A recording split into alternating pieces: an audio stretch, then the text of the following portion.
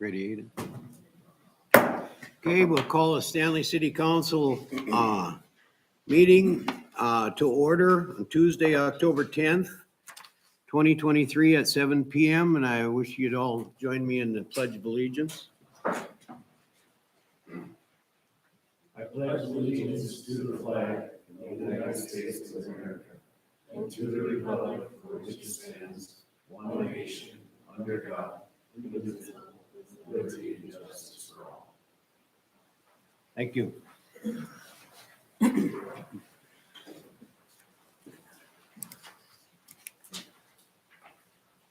Has everybody had a chance to look at the minutes?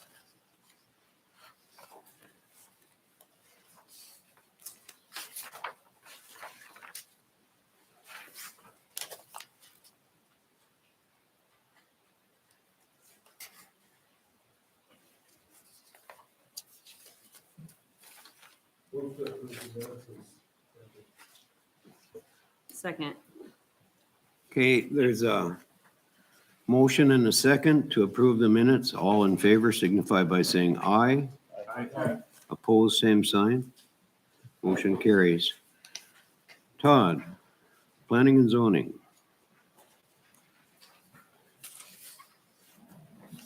Mr. Mayor, council members, we had our regular meeting last evening.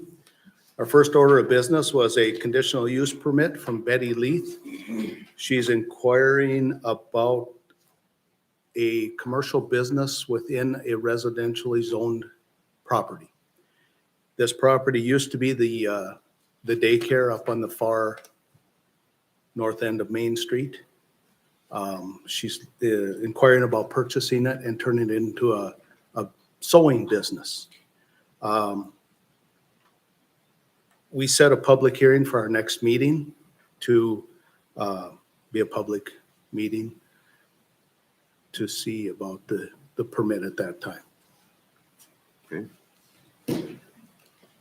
Our next order of business was a platting of lots. This was from Tim Bryant. He lives kitty corner from this new swimming pool there. This is to sell his property. This is one of those rules where the county will not allow you to sell a piece of property on meets and bounds. It must be platted exact. On this one, the plat as presented has been sent to the courthouse, but it has not been returned approved. So this, the action was contingent upon return from the courthouse. They gave me the authorization to sign it. And that's what the council, I would ask the council to do also, contingent upon return from the courthouse to allow the mayor to sign it. So moved. Okay, there's a motion and a second to approve. All in favor signify by saying aye. Aye. Same sign opposed. Motion carries. And then our last order of business under commission concerns, Mr. Wing inquired about the Greenstone property, and Amanda gave a little update upon the city hiring Chamleys to do some cleanup within the fence and remove some rubbish and clean it up while they were at it. Now, the mayor has asked me to be a part of a group to look at those buildings to see what might be able to become of it. So if the mayor would like to. Yeah, we put together a committee, and Todd was gracious enough to say yes to being on that committee. There will be 4 people on that committee right now. Basically, you and Roger Jellisted, Mike Heenick, and Rail Brandt, and all have accepted that committee assignment. And anytime after tonight, I think it would be great if you guys could get together and we'll figure out a time to do a walkthrough out there. Yeah, I think it'd be a great thing to finally put this thing to bed. I think so too. figure out what we're gonna do with it to get it cleaned up. Whatever it's gonna be, will be. And, but it's time to, let's just get it Yeah, and I figured think out. And, instead of taking weeks, I think it's gonna take you a few months to figure out just exactly, Yes. I mean, it's it's gonna quite be a lot to involved. it. Then you're gonna be working with our attorneys because they've come up with like some ideas or four different plans, I think, isn't it? Three different, 3 or 4. three or four? Of, suggestions of how to be able to move this property once we make a decision. Yes. So, I think it'll be a good deal, and I think we can get going on this and get something done and help make some decisions that'll benefit the city and all involved. well, I thank you for accepting that position because it's not gonna be a fun one, I'm pretty sure. No, there'll be a Right. lot to it, yes. Yeah. Other than that, that's all I have, unless anybody's got any comments or questions. I don't have any, I guess. Okay, thank you. Thanks, Todd. Okay, planning and zoning report. Good evening, Mr. Mayor, Council. As you can see on the list, the top one and the very bottom one, the fence and the garage addition, are from variances that you guys approved last month. The ones in between, front deck, chain link fence, the garage addition, and then the little commercial addition, are all new this month. And then the demo permit on the bottom is that dangerous building that Chamleys took down a couple weeks ago. If you guys have any questions, I'd be happy to ask or answer. It's on the docket for dangerous buildings. I think I have roughly 10. I've just been waiting to see kind of what we do with the Greenstone and with the Brian Schmies, kind of get that off the books, at least mostly off the books, before we start up with the next round. I don't know if that's the direction that the council would like me to continue to go, or if that is something that you guys want me to hold off on. It just depends. And then, of course, we would need to involve the lawyers. So one of them will have to be working closely with me with monthly deadlines on those. So I guess a little direction from the council would be, I guess I'll just start with the list of the 10 that you're looking at. Okay. I personally don't want to wait for the Greenstone to see those come down. I think that's its own situation, so Sure. we should make advancements with the Okay. others. do you guys want a list next month with my priority, or do you want me just to send it out to you guys in the meantime, so you guys kind of have an idea? Send it out to us, that would be a great deal. Okay. Right. Before the next meeting. Kendra and I had a running list for quite a few years, so I can just make sure that it's updated and send it out to you guys. Okay, Okay, thank you. thank you. Do Off the chop or? we need a motion? did we do motion or no? What's that? Move to approve the planning building report. Second. Okay, motion and a second, any discussion? Hearing none, all in favor signify by saying aye. Aye. Opposed, same sign. How did- Motion carried. The cleanups went well. So they did take the house down kitty corner from the old post office, 109 First Avenue Southeast. They still have to come back and seed it. Obviously, we had some rain right after then and right before then, but it took the gentleman operating about 45 minutes to take the house down.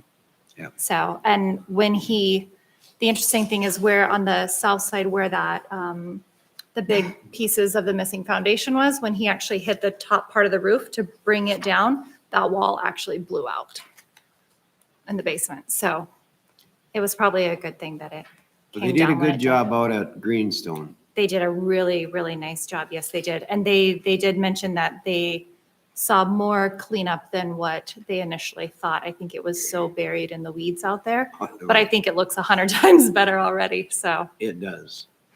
Yeah, heck of an improvement for that amount of money, Absolutely. so. Okay, Any other questions? Thanks for watching after. Yep, thank you. thanks. Okay, next on the agenda, McGuire Iron.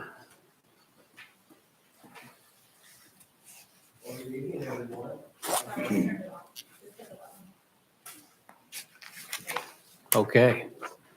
Good evening, Kyle Fisher with McGuire Iron. Just wanted to come here tonight to talk about potentially planning to paint the exterior of your guys' cone water tower. It was back in 2022, we did a clean out inspection on the tank. Does everyone have a inspection report in front of them tonight?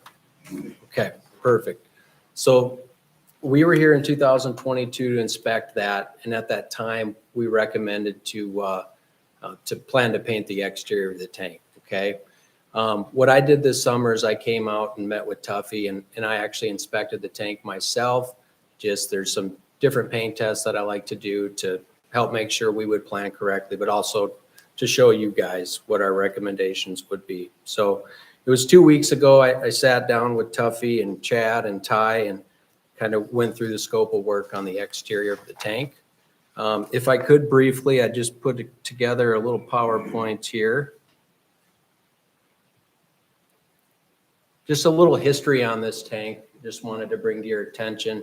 It was in 2028 that we painted the exterior of this tank. So it's right at that 15 years. Typically the lifespan on the coating system on here is around that 10-year. So just wanted to point that out. The interior was actually painted back in 2010. And if you want to look in that report, the interior actually looks pretty good. So would just recommend keeping that alone right now. But we did some steel work in 2014. We actually replaced the whole entire roof on there. So, and by doing that, you guys got a new ladder, vent, manway. So everything is up to snuff there. And then we installed the recirc line in 2016. And as I mentioned, we did that clean out inspection in 22. So I might have had this picture in the inspection report, but this is standing on the catwalk up there. Okay, so you can see this is kind of a shot of the shell up there. But what we call this is thermal shock. So what happens in the wintertime is the steel of the tank actually shrinks, and the paint on here is thick enough that it has nowhere to go except just to pop off, okay? So here it's just leaving by that bare metal, okay? So this is kind of just a close-up view of what that would look like from the catwalk. And this is typical, but just looking at the belly of the tank, you know, you start to see these paint fails or the flaking on that paint there on the belly. And that's kind of just a good indication that, you know, it's starting to kind of see its lifespan and maybe that time to paint the tank again. A couple tests that I did. This is just an easy double rub test. But when I was up there, I just took my hand and glove, and you can see there's just some fading to the paint on there.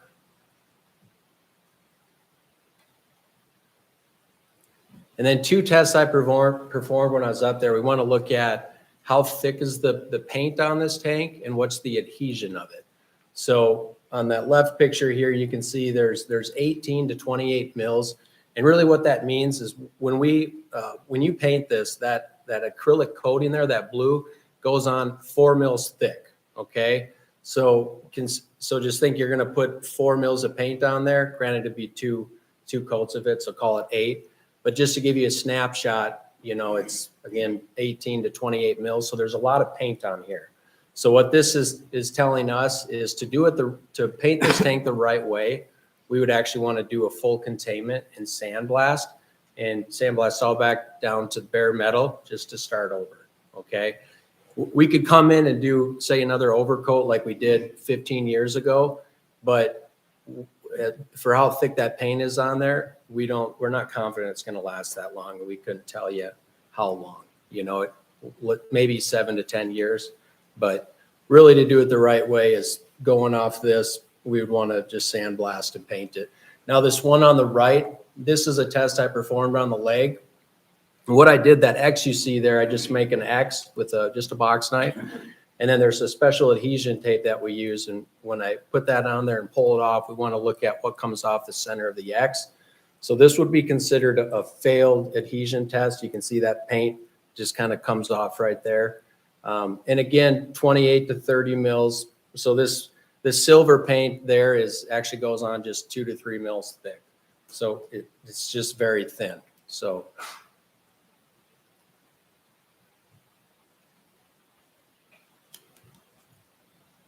let's see here. Ugh. There was only one safety repair. Well, let's call it one repair that we'd recommend doing. So this is a picture up on the catwalk. But if you look here, you know, you got the ladder right there. This is the cable climb to use to climb up there. But when you get to the top, you just have to, you know, swing your leg over to get to the catwalk. Just to be OSHA approved and, you know, be safe, you know, for anyone that's going up there. It's simple fix, but we just want to have a walkthrough. So we just cut that out. That'd be the only repair that we would recommend doing there. So. You recommend that all the council members make a trip up there and look at this, right? Close up. I'm staying here tonight. We can, you know, I know Tuffy has well, you only have one climbing device, right? So. I'm yeah. good. We'll have to take turns. I'm good because I looked So- at it 45 years ago inside, so, You've been up there then. yeah, a few times. Man, Yeah. it's so, yeah, it's so funny learning that with this job. Like for me in high school, I would have never thought about climbing the water tower, but doing this job, it's like, I'm just. No, amazed. I was working when I did it. I didn't go up Okay, there to okay. put any All right. messages on. All right, No. all right. So it was work. Okay. Yeah, that's I fair. didn't put any messages, Okay.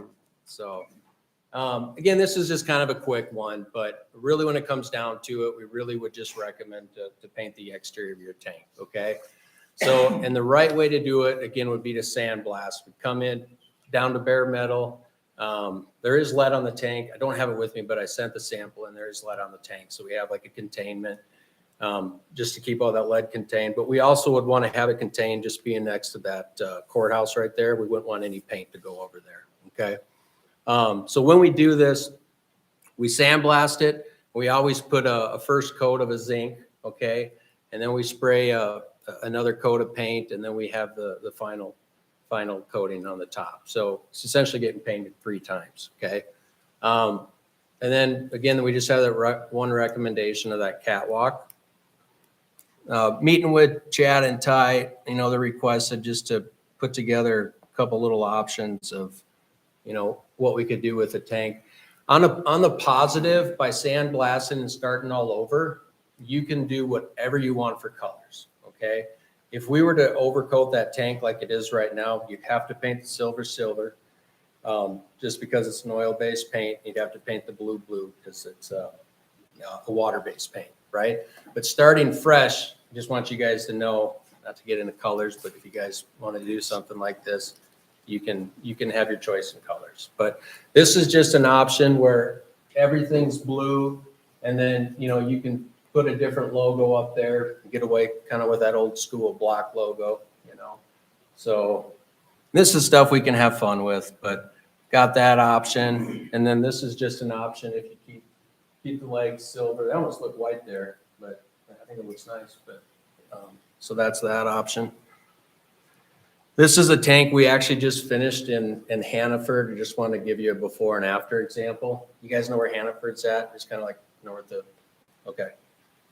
So cone tank, just like yours, same tank actually, but you know, it was full silver before. We sandblasted it. We did everything black. Then we even put like their Oriole logo up there. So, and I know we got this PowerPoint up there, but even coming in here, I liked your guys' new logo, you know, City of Stanley, you know, that might even be fun too, but the price to do this is $205,500. You guys, with that being said, I mean, let me ask you this: can you agree that this tank needs to be painted again? Knowing it's $205,000, would you guys want to approve to have us plan and do this next summer? So breakdown on that Yep. cost, it's 90,000 is to install the equipment to be able to sandblast. So, 120,000 blasted. so yeah, thank you. So it costs 90, out of this 205,000, it's $95,000 just to set this curtain up. It takes 5 or 6 days just to put this curtain up, the arms, and there's just a lot of work and man hours that goes into that. So you first have to set that up, and again, we have to blast, we're doing a whole different system. So it's the zinc intermediate coat and then the top coat. So it's a lot of paint to go in there. So, but to what Chad's saying, 95 of that is just to prep and put that curtain up. So, Now, 15-mile-an-hour wind allotment, so if the wind gets to that, it has to come down and it has to end. It's not just a matter of put it up and go work, it's weather dependent. yeah, like when we did Hannaford, we had 6 just what we call weather days. 6 days it just was either too windy or, too wet and we couldn't paint. So we have to count for weather too. Can you tie that curtain off then, if you do know the weather's coming? So what we do, this thing's set up, I don't know why I always think of like a circus, but it just looks like a circus white tarp up there. And that thing, it just comes down every day, up and down. So, and depending on the weather, depending on the weather, it's like we'll either work in it or we'll work out of it when it comes to painting, but you have to contain it for the sandblast. But really when it comes to this tank, the one thing I wanted to point out, and if you guys are on board with say doing this, we would want to give ourselves enough time because this thing is loaded with antennas up there. So we would want to make sure to get hold of those companies so they have time, which will have plenty of time if, depending on what it's like, they usually need like a 3-month or 6-month notice, but I just want to mess around with it because there's a lot down there. So, Tuffy, were you able to look into that? Another question I asked is what's the cost to replace it? Yesterday's price is 1.5 million. Right. Yeah. So if we don't do, and this is my opinion, but if we don't do the correct maintenance on it, where we get this back to there, we're gonna be painting it again at 100. This thing's 100 years old, ain't it? So yeah, here's the deal though too. I'm sorry, I'm just smiling, but what's neat is McGuire, like we built your guys' Sphere here in town, that big tank there. So as a company that builds new water towers, here I am, I have a job to tell you, as long as you maintain this tank and paint it when it needs to be painted, this thing is going to last indefinitely. So coming from a company that would love to build you a new water tower for $2.3 million, you don't need to. We could start all over, $200,000, just got to take care of this, And again, like I mentioned, the roof, you have a new roof on it, right? And with that new roof, everything's up to code because you got the vent, the 2 manways up there. So in a sense, it just needs to be painted again. So catwalk repairs and How much, did you write down how much that was? I don't even know. everything. But- 'cause that's- You were gonna bring me a price tonight. I did? Yeah. Okay, Catwalk. well, James, you forgot. Chad, if you make a motion tonight, I'll take that out. Not to sound like a used car salesman, but it's, You'll put the door in. we could do that. So, I'd make a motion to accept it. how And that includes the catwalk washer repair. about we do this? It's at 205. Let's just do it even 200. I'll just beg for forgiveness. I need to. Deal. That's the Second. motion. Any Okay. further discussion? I will do have One to, quick question though. Yeah. Even though there'll be wind days, that price stays the Yeah. same no matter what, right? By doing this tonight, you would be locked in for, which is nice too, like, because these paint prices, just like everything else. I mean, we'll get another one, I'm sure, this next year. So I will have to revise that then. And we'll do the even two, but I'll have to revise that because what I have with me is the 205 tonight. So, did we get a second? Okay. We did. So, and then I appreciate it. That's excellent. Thank you, everyone. And we'll have to be in touch. We got plenty of time, but again, really the biggest thing to plan for is just to have those antennas down. So, but by approving this tonight, we'll have plenty of time, and our project managers even help with that stuff. So, Any further discussion on it? Why don't you do a roll call vote on this? Lauren, Aye. Jesse, Ty, Aye. Linda, Aye. George, Aye. Chad. Aye. Okay, hearing no nays, motion carries. okay. Quick question with this. Do you guys like the two designs that are picked out, or do you want something completely different? I think it should be red and white stripes all the way down. Why- Kane, let's do it. Well, like the blue rendering. okay, the all blue. Personally, I think like the silver is, I like to use I like it's old school. It's like, here you can get rid of the silver because you were painted all new. There's nothing wrong with the old school, but I mean, trying to keep up with times, you don't have to do silver, you know? So, that's just, if it was up to me, I'd say just do a different color, you know? But if you do want to motion the colors tonight, we could just initial these. I can just give them to operations right away. So I'd make a motion for the all blue rendering. Do you guys like this logo? The script logo, the white? Okay, Second. okay. Okay, a motion and a second. All in favor signify by saying aye. Aye. Same sign opposed. Motion carries. So can I email you guys the revised copy tomorrow? That fine? Just email that?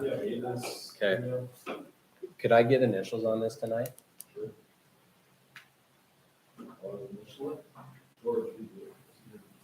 I checked the two colors.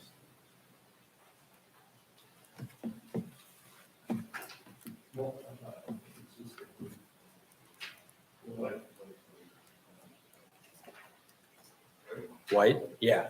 That's for the letter? Yep. Well, and thanks for your guys' business too. I know we cleaned your guys' clear well this summer and I think did the sphere last year, so. Well, thank you. Yep, thank you. Okay, next on the agenda, Stanley Park District report. Chris?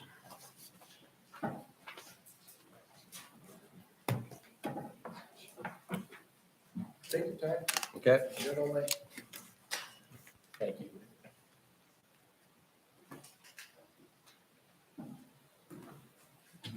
Chris, Stanley Park Board. Update on the pool. Currently, their completion date was extended to October 15th with change orders and stuff. Originally, it was September 30th. They are not going to complete it by then. They're hopeful they are, but it won't. Their realistic date right now is November 15th. Is that substantial completion then, or? That is substantial completion. Right now, the big, I mean, I don't know how deep you guys want to get into where we're at. Just generalize it. Okay. Big dilemma right now is to paint the pool this year or wait and do it in the spring. And what's your suggestion on that? I think it's easier to keep something warm than to warm something up. Okay, But you're also painting something which it's gonna sit outside hopefully for 30 years, you know, painted, but we feel like it might be tough to get them back to paint a pool. just from what we've had with other conversations. But we also don't want to pressure somebody into doing something and have a bad job. So if we wait till, if you guys wait till spring and get it put on while the weather warm and doesn't get cold. Spring, we told them we need to be available to open no later than Memorial Day. Which the pool's never been open Memorial Day ever since it's existed, but that is the date we gave them. So do you think that you'll have a better, I mean? You don't know. You're playing the weather. You're playing the weather now, and you're playing the weather in May. Chances of April. having frost in May are people will know. Well, they need it to stay above 50 degrees, or they need the concrete to be 50 degrees for the paint to adhere, whatever. Well, and this is something that our council don't have to No. have any input on. But This- that's- That's up to you guys. Yeah. What it affects is your open date probably more so than. Right. If you wait, till spring. And I guess Yeah. that's what I was getting at, is that, so it's worth eating the crow and getting open a week later than what you look for. To guarantee that you have the paint. Yeah, I mean, with the weather, we're not gonna open on Memorial Day. Like, historically, I don't know who would swim on Memorial Day, but. So other than that, you know, with their completion date, there is liquidated damages that are $500 a day. So they have incentive to finish now. They were told that the permanent fence needs to be up. We're not dealing with construction fence this winter. All of the concrete pouring is scheduled to be complete. The building is is it? It's not.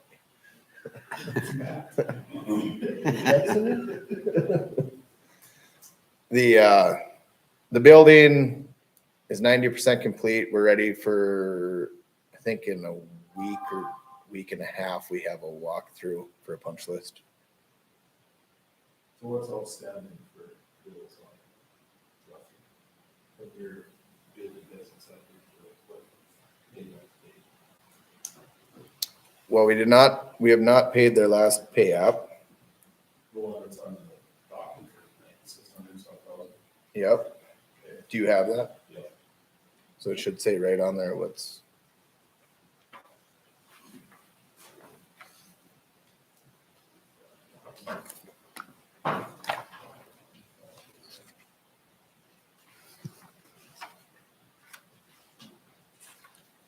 $617 then is, $617,800 is, They have 13.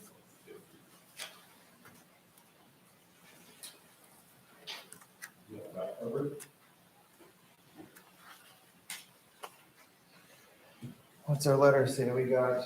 You have So we had MDU had to run 3-phase there and all that. You guys haven't seen any of those bills. And then we get the extra.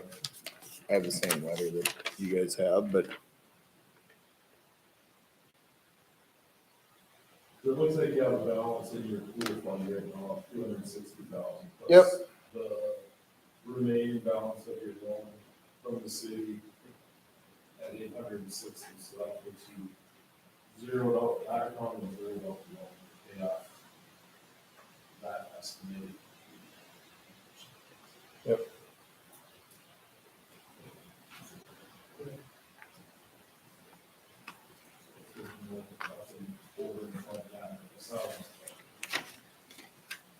Are comfortable with that? That's all you really else is in there. I mean, it's tough to foresee any change orders now this far along in the project, you know, unless, I mean, I don't, and then we still have I call it the slush fund on your bid, where we have X amount of dollars that our change order money comes out of. There is still money in there. But I don't see adding an 80-foot water slide to increase the price or anything like that, so. You get it comfortable, and you feel good about where you're sitting. Yeah. Just your time frame, Well, to some extent, I mean, $500 a day. That's, But the time frame is what it is. I yeah, mean, as long as they can complete it. it's North Dakota. Will it open for the next season? Because I felt like that was the main rush for Yes. getting a loan from us, was so that you guys got the funding to make sure that it was open. So I guess that's the biggest question, that you guys open up. Will be open. And there's still donations coming in. So on the docket tonight, you're requesting a pay request of $617,800. Correct? Second. Okay, there's motion and a second. All in favor, well, no, we better do a roll call on it. Okay, Lauren, Aye. Jesse, Aye. Ty. Aye. Linda, Aye. George. Aye. Chad. Aye. Okay, hearing no nays, motion carries. Anything else, Chris? I don't have anything else. Somebody else does? Any questions for Chris?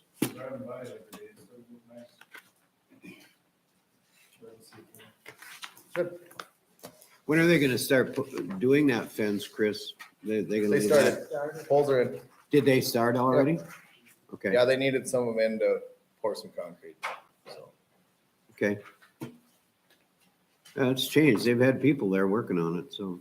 It's a good change.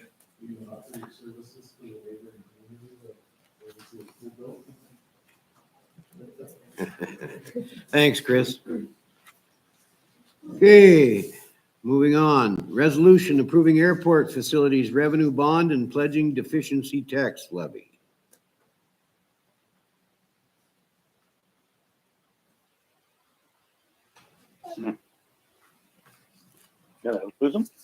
Everybody got that in front of them?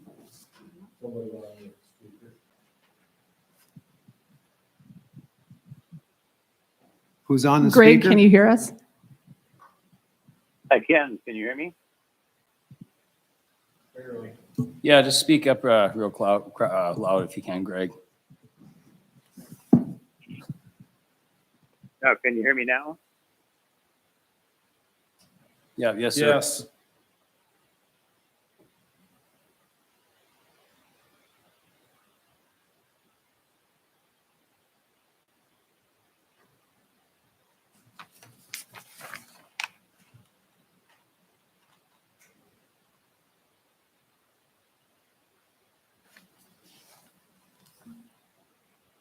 Greg, you still there? Yes. Can you hear me? Barely. We're done. Well, Yeah, we definitely need a new system, Greg. Okay. Should I try calling back in or? Change anything? No, I I think think just you're good. Just make sure your phone's not on speaker and hold it up to your head like the old days and talk into it. Right.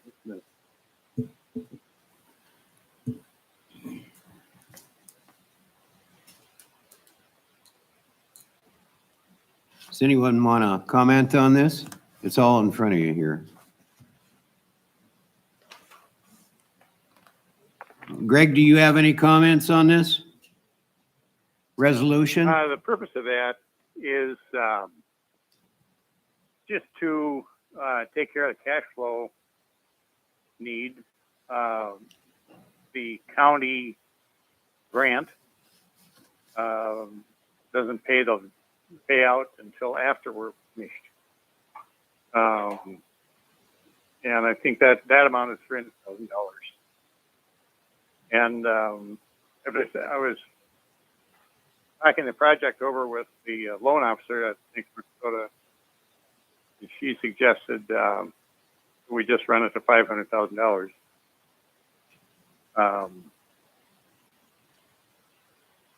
I guess the other $200,000 is just in case we run short on something else, which at this point we don't anticipate, but that's what she suggested. And in the end, what I foresee is that the grant, the final payment from the from the Horizon grant from the county, should mostly pay this thing off.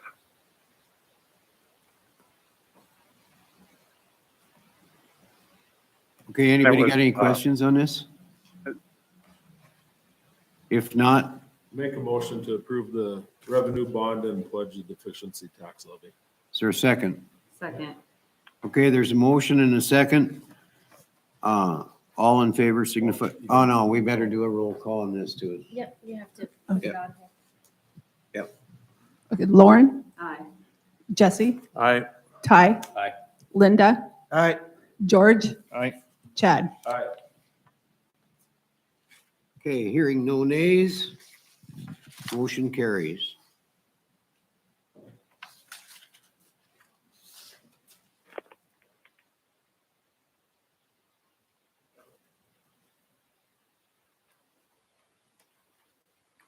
Moving right into the purchase agreement for the Stanley Airport and Johnson family.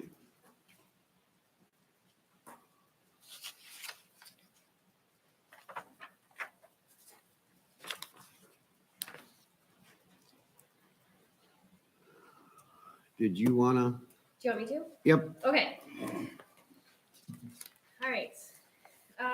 We drafted a couple of different, I'm just trying to get to my copy here. A couple of different purchase agreements. One is with the Johnson family, which is the first of the ones that are attached. It's not, if you're looking at it electronically, it's page 78, right, if you're electronic. It's immediately following all the stuff in the bond council for the airport, if you have the printer. So the Johnson family is willing to sell lot 7 of block 1, block 2, and a portion of Westview Lane, which is, I think, a platted road, to the city. They want to reserve all the oil and gas. In the purchase agreement in front of you, there is the purchase price plus forgiveness of about $40,116.08 in special assessments that they previously paid in 2022 and 2023. And since those have been paid, the city would be issuing a check back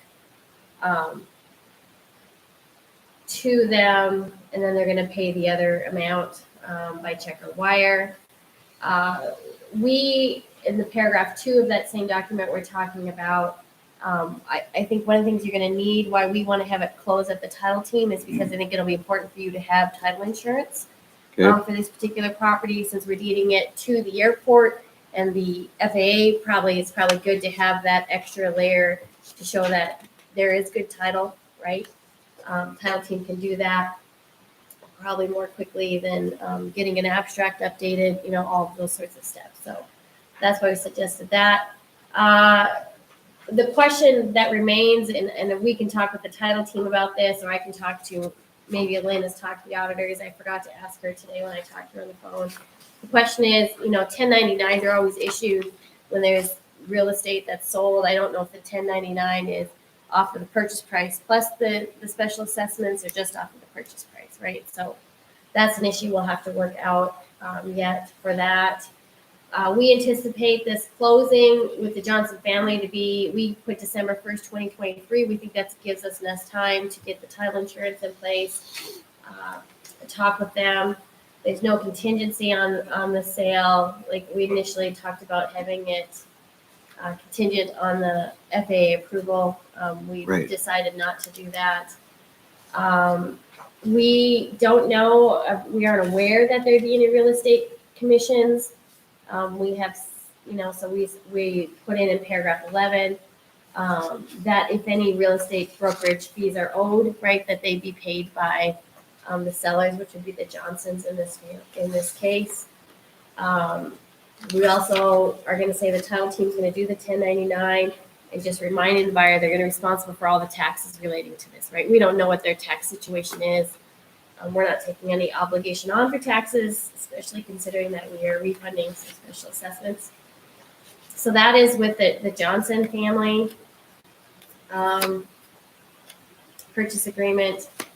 And of course, the city council needs to approve this before we send it to them, right? So we don't know kind of what their position is gonna be. There might be some back and forth. This might have to come back in November, right? So this is just the preliminary, our drafts. So let's just start with this one. Anyone have any questions about that one? The Johnson family? I guess I don't. We've kind of been through this, a few times. Right, So right. everybody should be pretty aware of where we're at on this, so. Okay. So we're looking for a motion then to approve this document. Motion to approve. Okay. Is there a second? Okay. And this is for the purchase agreement now. Do we designate a certain one, or is there, you said there was two that you There's come two. up So with? this one's particular to the city purchasing the property from the Johnson. Okay, right. And then as soon as that's done, we'll move in the purchase or the sale to the airport authority. Okay, I just wanted to make that clear in that motion, which one this is for. So there's a motion and a second. All in favor signify by saying aye. Who's spending money? Oh, I suppose, yeah. Lauren, Aye. Jesse, Aye. Ty, Aye. Linda, Aye. George, Aye. Chad. Aye. Actually, we're not spending the money. We're just approving the agreement, but Oh, sorry. Go ahead. okay. Hearing no nays, all ayes, motion carries. The second purchase agreement we have is between the city of Stanley and the Stanley Municipal Airport Authority, whereas the municipal authority is going to purchase property from the city of Stanley.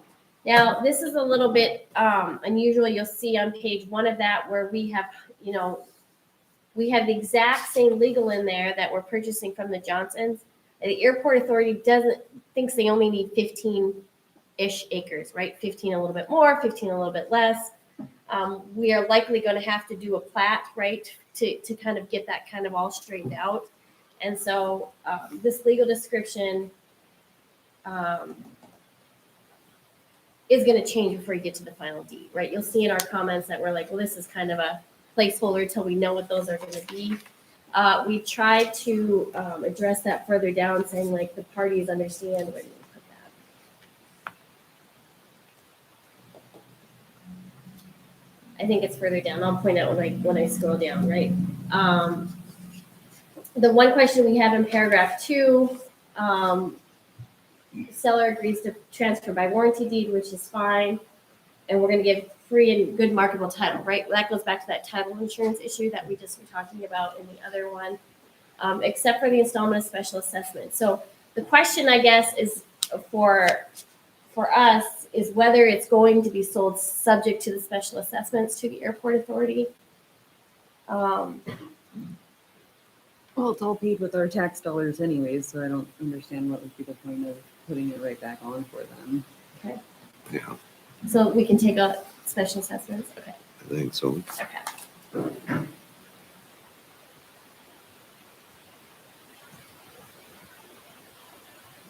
take a free special assessment. All right. So that, that the paragraph 3, we'll get that adjusted as well. I'm unsure what you want to do with closing costs with the airport authority. We have it splitting half and half. I don't know if you care either way. I mean, I don't know what kind of the city's position is on closing costs with the airport authority. Again, understanding that it's kind of a close relationship. You want to do half and half? That's normal. If we look at the other one, I'm sure that's what we did in the Johnson one as well. I think that would be right. That shows good faith on both parts to sharing the cost of closing. Okay. What is the difference in amount for the acres of what, I mean, because technically they're purchasing all of those acres and then they're only getting a portion of it. So what is the difference in acreage? Do we know that?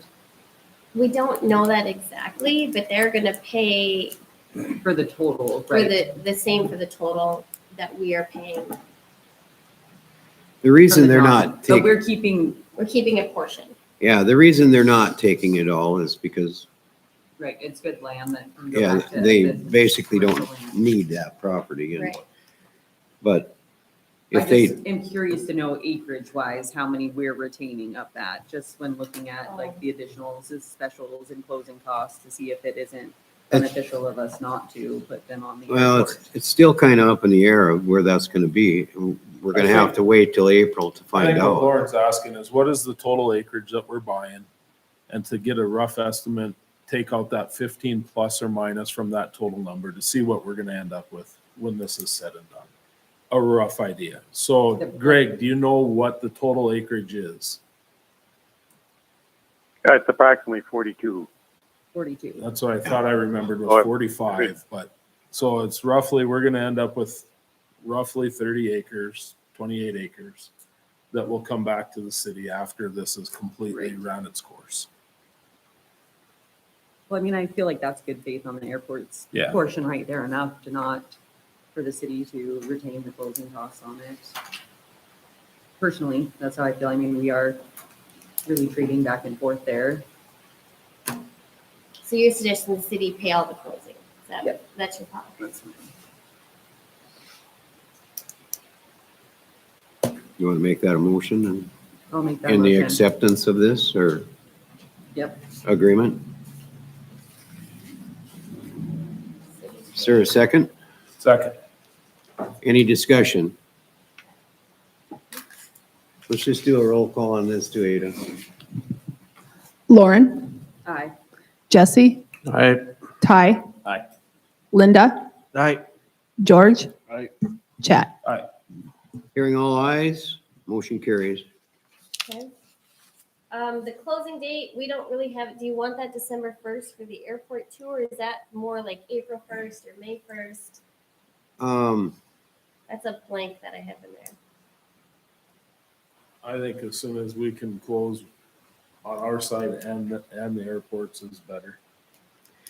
It probably is, except the only problem they have with that is they don't know exactly what acreage they're gonna do. So we can't really close that. You see what I mean? You can't really close till April on that part of it where they can have a plat showing they have this acreage. So And they're It's just not gonna be waiting on able an to completely- environmental Study, or what are they waiting on to find out what they'll need? well, they're waiting on the FAA to make that decision, I guess. Oh, okay, I thought it was the environmental If study. they would have purchased themselves, they would have had to go through the environmental.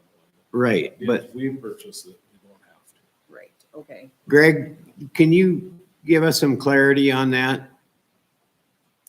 Yeah. There's still two options left. We'll either end up with the west half of that or the east half of it. The only way that we'll know sooner, the only scenario that I could see is where you close it sooner is if you were to pass the entire property to the airport, then obviously the airport could, and you could settle it. Otherwise, we're looking at probably the middle of April for the final answer from the FAA. I mean, theoretically, we could pass it all to them and they can quickly beat it back to us once they know. I thought they couldn't do that because of where the wetlands fall. That was the whole point of us purchasing and then breaking it off.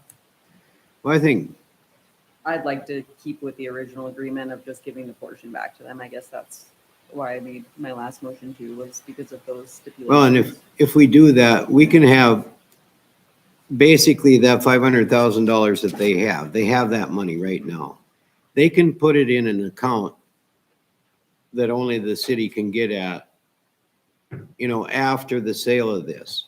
And then we can finish that in April when it makes sense to finish it, I think. Otherwise, you're gonna be doing this paperwork a couple times.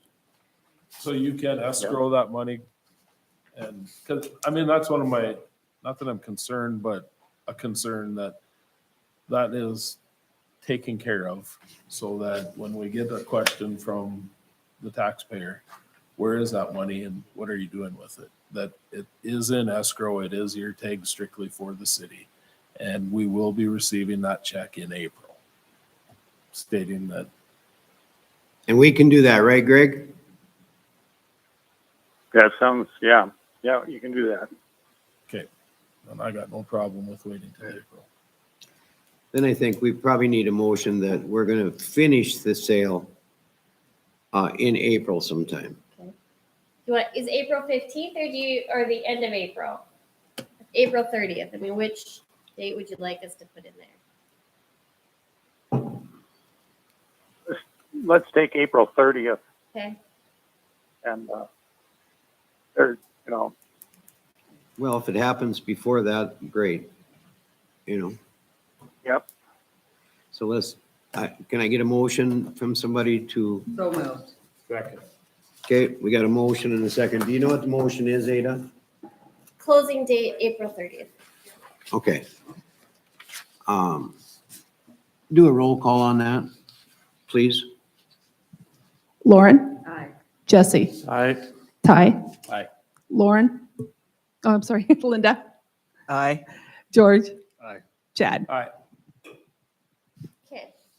I just was looking at the PDF and I think this is not quite the last draft that we did. So remember how I said that we were going to do that replat language?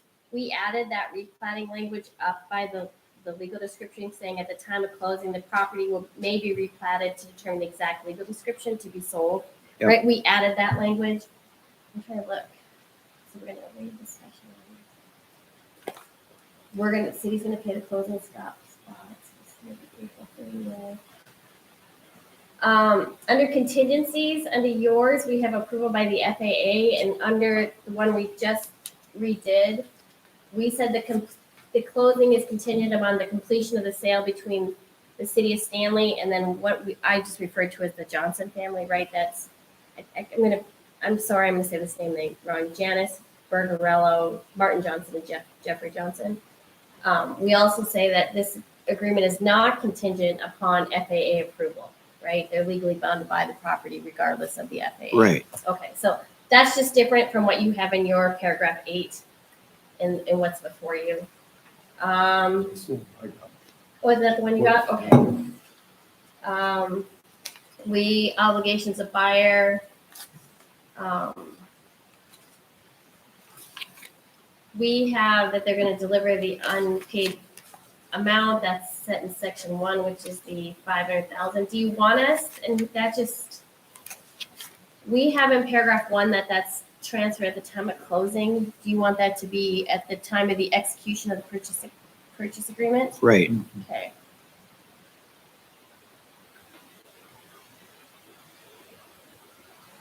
Okay.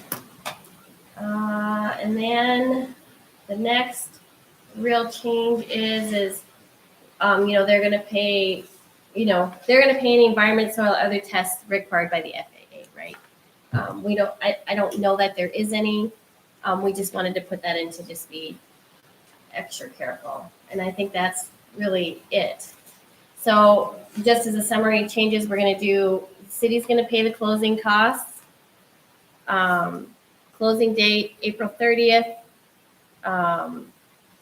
And they're going to pay the escrow amount at the time of the execution of the purchase agreement to be held in escrow until final closing. Right. And that will go into paragraph 1. Yep. Okay. Any other questions?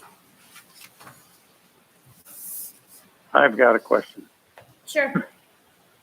Where would we escrow that? Do you want to hold it in a city account? Or do you want them to place in a certain bank account? I mean, It wouldn't make any difference to me as long as we get the agreement papers that it's in an escrow account for us. You can use your account, Greg, if you want, as long as we have that paper on it. Yeah. As long as we have a signature paper. Do that, then we'll give you we can furnish the city a statement at least once a month or on call. You can of the bank printed off and provide the auditor with a copy of the balance.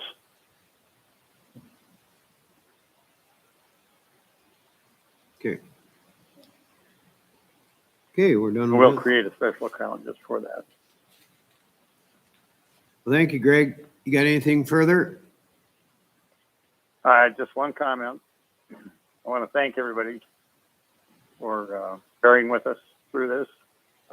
We still think this is very important. And also, I do want to mention that my last name is Johnson. We are no relation to these other Johnsons. I want everybody to know that. And I mean, not even shirt tail or in-laws, nothing. We're not related. Yeah. I'm sure if we were, this would probably been a lot more difficult. It's so Okay. noted. Duly noted, yeah. Good. That's it. Thank you very much. Thank you, Greg.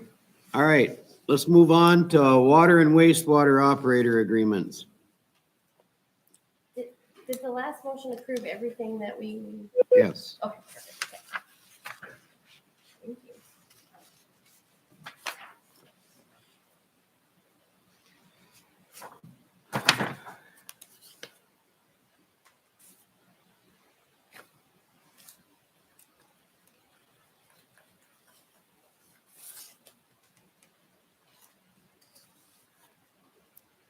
Okay.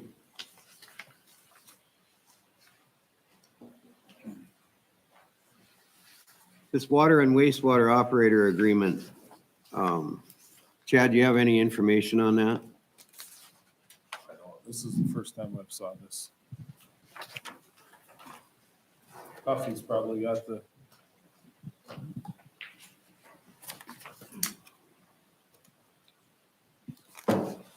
So with this agreement, it would make us in good standing with the state to have Ward Highbrighter be our licensed water and sewer operator.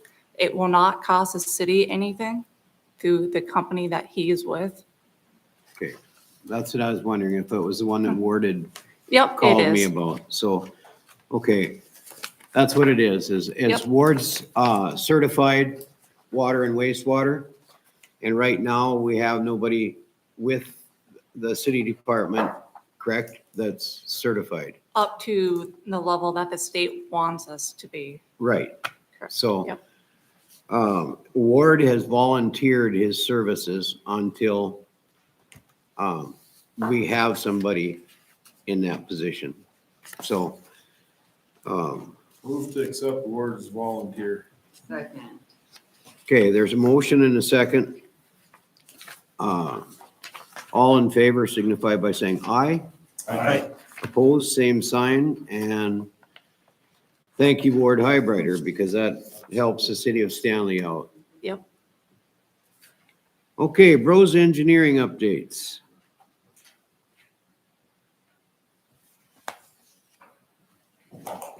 Good evening, Mayor and council members. Our report is in your packet. We have really three projects that we're continuing to work on. Country Estates Water, substantial completion was achieved by September 30th. That line is in service. They have seeding and graveling of the surface of the roadway left to do. We called that the stuff that was after substantial completion, but before final. So we're holding 10% retainage on them. I do know that the roads over there are terrible right now. They are From one end to the other. from one end to the other, and it's really an unfortunate deal that they didn't protect themselves better with that as we got those rains here, 2 weeks ago. Yeah, even with that, there was so much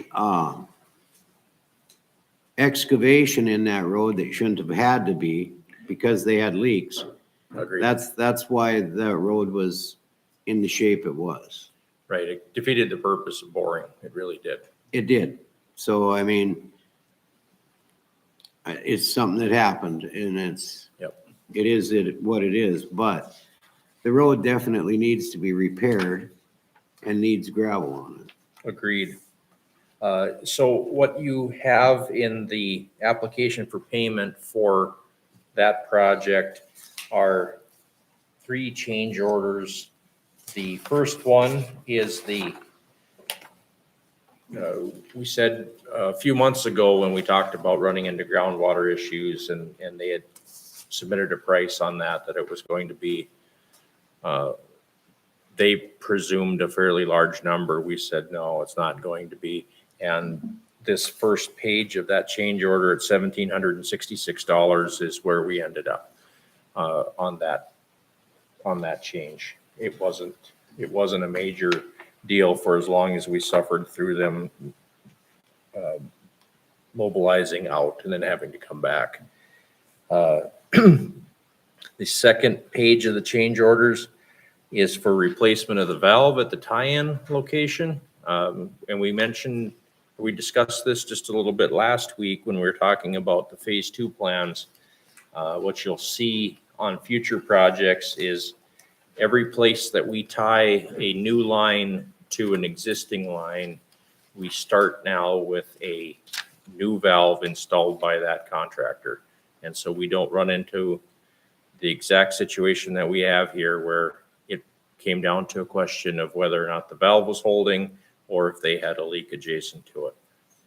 This one's unfortunate because we didn't have a way to know where the problem was. We had to replace the valve to find out that they had a problem with fitting adjacent to it.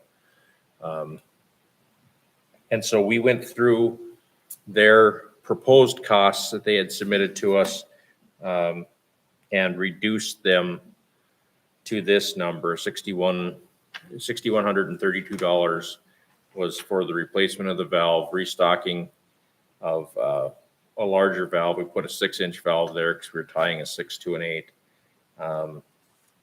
And then the travel time to get that valve here so we could get it done. So that change order is there. And then the final one that deems the most discussion here this evening is for additional class 13 aggregate for the roadways over there. The plan calls for 210 tons of class 13 to go on the roads over there. And the price that they had put in, they had misunderstood what that price was. We don't, because it's not a major item, we can increase quantity, but we can't go as far as we'd like to. They are, what we have here is a price to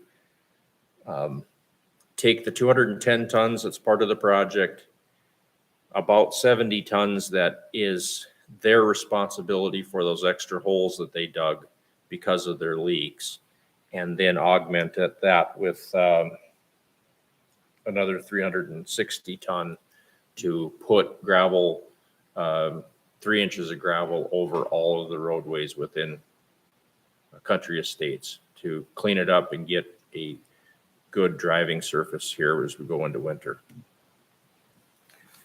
So it's the initial 213 ton cover.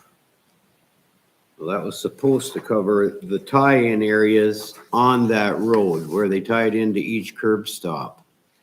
That was the coverage for that, but then there was also several spots where they dug up because they had a rolled gasket on one of the bells. And what I'm gonna say right now is that road wouldn't have had to been screwed up. I mean, the city should have no cost in that gravel. That road should not have been tore up where they had to redig it. And then they got into the wet weather and all that clay was carried up and down that road all the way and ground into that gravel. You don't fix that. I mean, that's just the way it is. Then after that, it's basically clay. So they ruined our whole gravel surface. And it was because of their operations that got ruined. That's why I'm saying the city should have no further cost in that. Anybody else's? I got a comment. If they would have stayed on the project when they first got there, they'd have been done and completed before the rain hit. They wouldn't have had all the mud issues to fight with. So that's my point of view on it. Agreed. So for that 1,000 feet of road, they're claiming it takes 540 ton of gravel to fix. We calculated it to come up with that quantity, so that's at 1.875 tons per cubic yard. Standard what we use for estimating on gravel, and at 3 inches thick across everything. I thought their price was $14 a. The bid price is $14 for what we had in the plans for the 210. They were not willing to honor that price for an extension of that. And we can make minor adjustments to the quantity. So they're- We can't make major adjustments. So they're raising from 14 to 2650? That is correct. That's pretty That's what they're asking substantial. for. That's what they're asking for. And that's why we're here to present it for your, and asking for your direction. And if we say no to their change order, what happens? They will do the 210 tons that are in the plan quantity. They'll do the 70 tons that they have as theirs, and that's where they'll stop. That's where they want to stop. Except for the fact that we hold 10% retainage We on hold them. 10% retainage at this point, yes. And then And- what, we can use that towards another company to fix that road, or? Well, I mean, depending on if they're willing to do this or not. The 10% retainage is a lot more than the $9,800. Yeah. And Better than double that. so all depends on how they want to handle this. Because I want everybody else's comments on this too, but I just don't think they screwed this whole road up by their mistakes, basically. And why should the city end up paying for their mistakes? That's how I feel about it. I need other people to comment on this. I feel the exact same way as Marley does. It's their problem, not ours. That road should be in as good a shape when they leave as what it was when they came. Do you not agree? I agree. If they would have kept on the project, do you believe that there'd be the same issues with the roads? Instead of leaving and pulling out and, Well, they ended up here during the rains that we had here a couple of weeks ago. Had they stayed on the project, I mean, they were gone for 4 weeks, 5 weeks. That rain didn't happen 4 weeks ago. Would they have finished at the same time? I'm not sure. That always becomes a crapshoot every time you have a project going on. We could have had rain at any point. It happened to be here at this very tail end. Patrick, your comments. I know that ain't fair. I mean, you guys. Yep. But I don't care if it's fair or not. I think Ken summed it up pretty well so far. We can't interchange this gravel is for a different person who was originally on the plan. We can't force them to stick to that 14. If we want them to gravel this road, and we want to get it fast here today, way through the chain.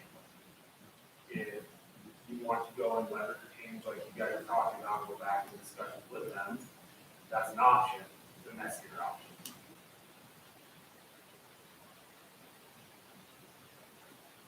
Well, I always thought when they put a price per yard on there for on a bid, whether you increase your plan quantities or not, that's the price it was, because it's a unit price bid, right? It But is, I don't think it's for doubling. I mean, Yeah, we're I see talking this double. in my world too, that when you double the quantity, you don't get it for that same. I've never been able to pay the. Still a unit price on the bid.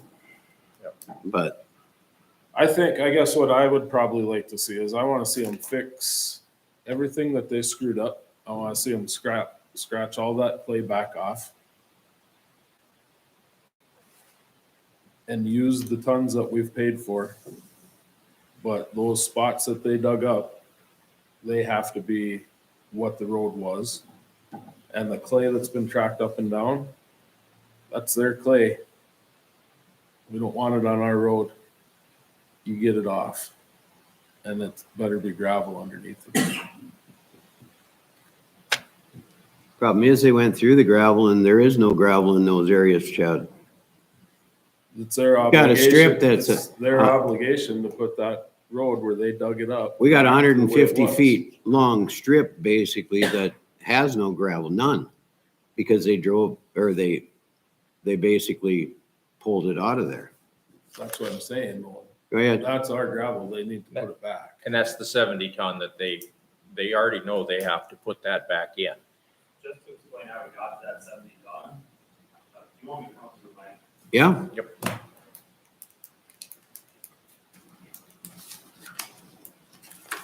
So just as an explanation of how we got to that 70 ton, the area that they had to dig up to find that leak was about 80 feet. It's a 20-foot wide road. The plans say that there is a minimum of 2 inches of gravel on the road was what the existing typical showed. So that would put you at 20 tons there. Because of all the tracking, we required them to do 10% of what the entire road would be, which brings you up to that 70 tons because we rounded it up. Well, you're assuming that they're telling you that there's 2 inches of gravel on that road when we've gravelled that road 3 times since I've been there. It's not 2 inches of gravel on that road. That road had a solid base. I'm just saying that that is what was shown as the minimum previously. And I'm not saying the minimum was ever. I'm not sure that's where the minimum was. I'm not sure where that minimum was. So that was just the point we were looking. We saw 2 to 6 inches is what the existing was shown to be. I'm not sure if it was 2 or 6, which is also why we're requiring 10% and not just what that 80 feet would be to repair. How are we so far off? If they're only saying 70, but we're looking at that much additional, how are we so far off on numbers? Because the 3 inches is from the east end to the west end. Okay, Driveway to driveway for the length of it. okay. So it's an additional 3 They, inches. basically, we're so far off because they tracked the clay over the top of everything as opposed to just the area where they dug to make that So repair. what they're Like the saying one is put spot 3 I did. inches from driveway to driveway, east end to west end, cover clay back up, call that road bed, and now we got. Well, then I 3 agree inches with of what you gravel. said. They are responsible for returning the other portion of the road back to its current state. Or its previous state. Previous.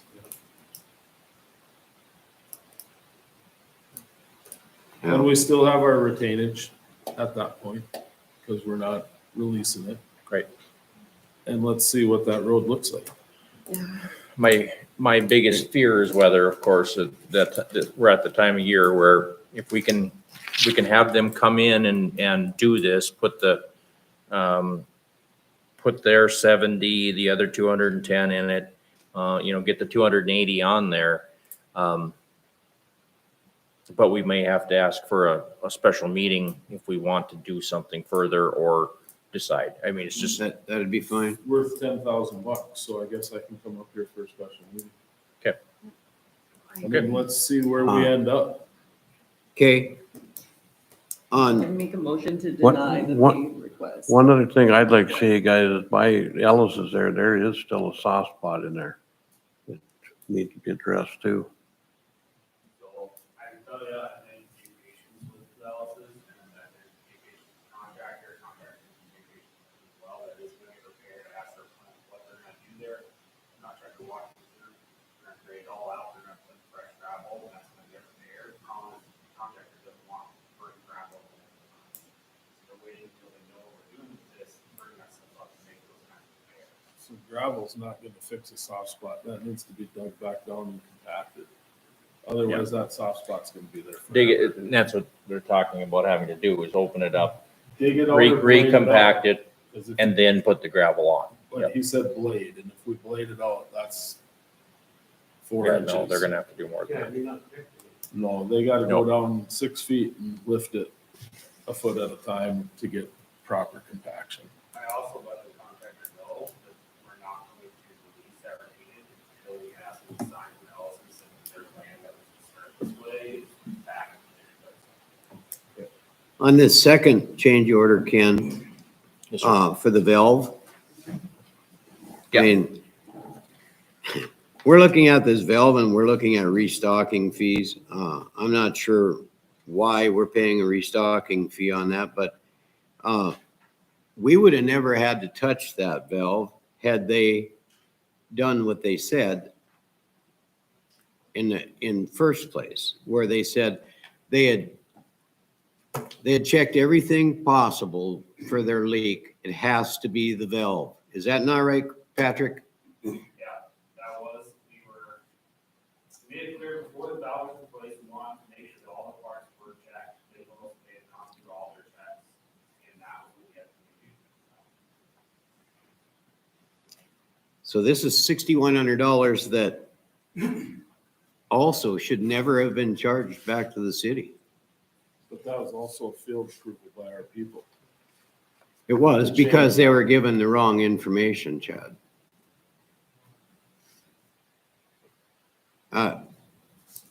If you I'm just bringing it up because I tell think, them that go ahead and do it, you've kind of set the stage to accept the bill.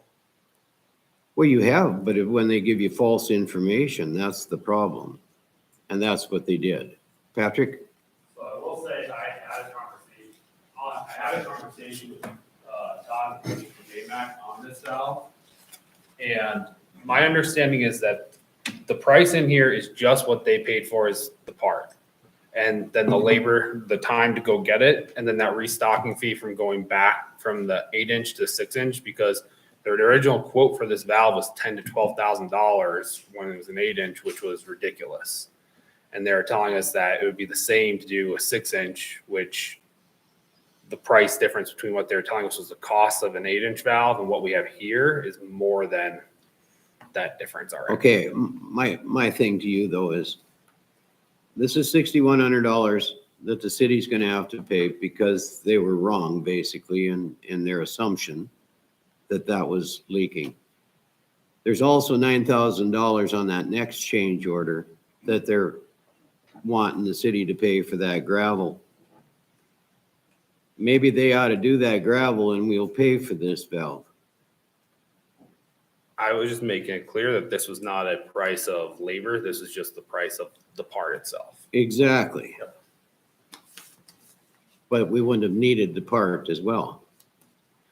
So, I don't know. I hear some negotiation points here. Yeah, So, that's what I'm saying is, I think you need to go back to them and, But there's travel time in there too, so I mean, there is a little bit of labor, there's $375 worth of. Right. labor running back and forth to Minot to get, At $125 an hour, so on something that they were wrong. So I don't think that's fair to bill to us that they made a mistake and. so the only counter I'll throw out there is, if you take if your vehicle isn't running properly and you take it to the mechanic and they replace parts and they go on this guessing game of what it might be, they still charge you for all the parts until they find the one that fixes the problem, right? So the problem is, of course, here we're in an expensive game and the city is a complex vehicle. Yeah, if they don't charge me for Napa to deliver their part to Larson's though, that's the difference that they're charging here on travel time. The parts aren't available across the street. I'm just saying, So, it's, yep, I understand. okay, so, I need a motion to either accept or reject all of these, change orders. motion to reject the change orders. I got discussion. You don't have to reject the first one. That's what we agreed to. first change order for 1,000. Why do we want to bring that back? Oh, okay, We just, owe that Right, one. so the Okay, second let's and just- third, sorry. let's just go the second and third then. And to approve the first, can it be one lump sum, approve the first and by the two? Yep, Is one motion? Sure. yep. Okay, the motion's been made to approve the first one and reject the second two. Is there a second? I'll second. Okay, a motion and a second's been made. All in favor signify by saying aye. All opposed, same sign. Okay, motion carries. We will go back to them and report back with what we can get accomplished. Part of the reason that restocking fee was on there initially, we had an 8-inch valve going in there to replace an 8-inch valve. When I saw the price of it, I said, "No, we're hooking onto a 6 right there. Let's put the valve on the other side of the reducer and save a few $1,000 because, Which makes sense. you know, we tried to do what we could to reduce that one, but it still came back with some pain in it. So, Stanley CIP Phase 1. This is the project that is getting wrapped up. Wagner has got their agreements taken care of with all the homeowners. And I think we have one private one left, right, to get signed and over to the city so that we know we're good. And then all those will be taken care of. And we just have the balancing change order that Wagner has to sign once they're done with that. And we'll finish up the documents, turn it in to the state for filing the project out.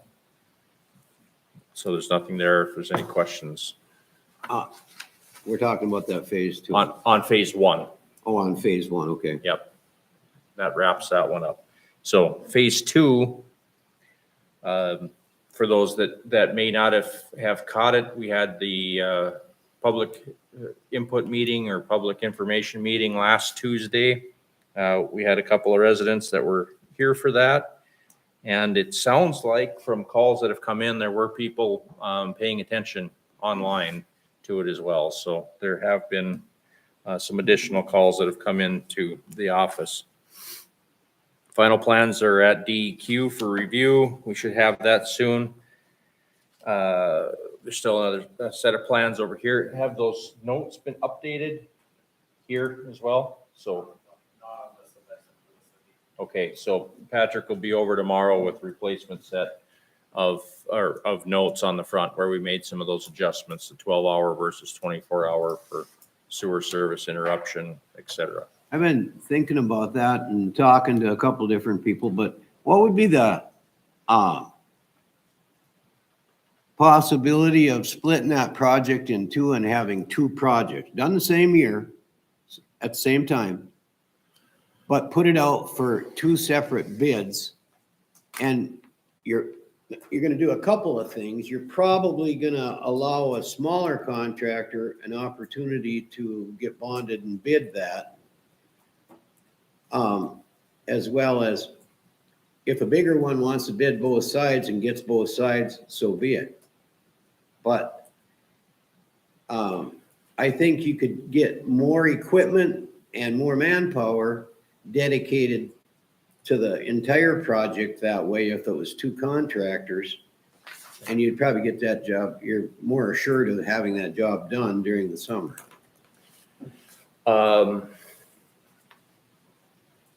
It's a way of looking at doing it to break it up. I mean, initially that was what happened between Phase 1 and Phase 2, right? Right. We went from 40 plus blocks down to 22 on one and 18 on the other. But I'm not talking about doing it separate years. I'm talking about, Understood. you know, can we just look at that? We could look at it, but it does take, it takes some effort, some rework to create two separate sets out of one. It does, but I mean, initially, we don't have to go to all that work to do that until we figure out exactly what it's gonna take, but let's see what that would look like. Just come back with a quick breakdown of where we could split that. Okay. And, I'm not talking, don't spend 10 hours on Yep. this. Sit down for an hour and look at your plan and come back with something, Ken, that Yep. would be a possibility. Maybe this ain't, maybe it doesn't make sense to do that. Yeah, my, Maybe we lose a better bidder by not having a big enough project at that point. I don't know. What I have to look at is the way sanitary sewer runs through this phase. We're starting at the deep end. Yeah. And then working our way most of the way through, but we've got blocks that don't have sewer on them. The problem is everything that starts at this point needs to be on the same contractor because, That's why I say, take a look at it. yeah, we can, Because, I mean, I kind of Right. struggled with that part of it too. I had brought that up to Chad and we kind of looked at that and we brought up the same thing. yeah, that'd be my biggest concern with it. And then we're dealing with, well, yeah, we can't break it. We can't break it to underground and paving because No, that won't work to get it in the same year. We'd have to split years. We'll take a look at it. Patrick, So my one concern too with this, on top of what Ken just mentioned, is if you are talking about kind of opening up more streets at one time, you're gonna have more issues with travel. One of the things we have in the plans when you did the phase one with one of the contractors, 3 blocks at a time, to make where people are gonna be able to travel, get to their houses, and we're not gonna be shutting down this whole residential section of the city. yeah, there's a lot of things to look at here. That's what I'm saying. Yep. But I think there's benefits to it as well, because it gets done quicker. Yeah, we would end up with 6 blocks potentially torn up at a time. But But the advantage to it, I mean, is I'm always looking to smaller contractors too, that'll be able to bid a job. And if they get too big, let's face it, a lot of contractors aren't gonna stick their neck out that far and they're just not big enough to bond something that big. And it's interesting that you bring that up. We just did a cured in place pipe project in our South Dakota offices. And we bundled up 4 communities worth to get enough pipe to get the guys to show up and be interested on it. And we ended up getting bids on it that were half the engineer's estimate. It was unreal for equivalent of 7 miles of underground pipeline that we're going to line. So at times it works to make them really big. Yeah. And other times we're trying to get the small guys. It's always a guessing game. yeah, it is. But that's why I say, I think we should at least give it a thought, Okay, come back with something. we can come back with the recommendation of what And could it be doesn't done. have to be in a council meeting, and just bring it back to us. And Okay, well, so at some point, and what we had on here was a motion to go to advertise and bid the project. We were looking at November. We could push this out a few weeks and then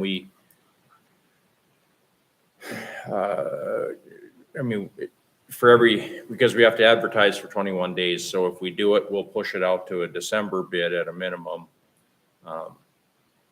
By doing that, if we're trying to get something constructed next year, we're gonna wanna be getting it bid sooner rather than later. Yeah. So, But I mean, we've got time there. yeah, we got December, January, even into February, You we'd bet. be okay. So, Okay, all okay. right, will do. Thank you.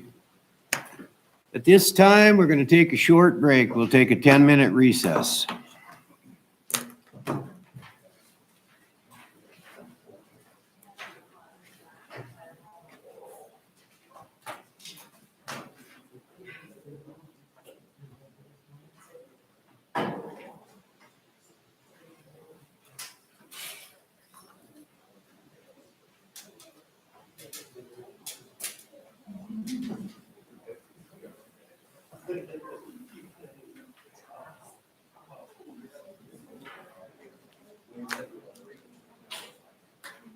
I just won't give up on this.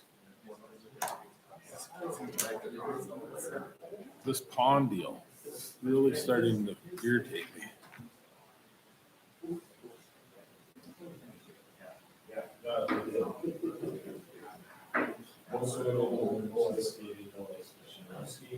they need.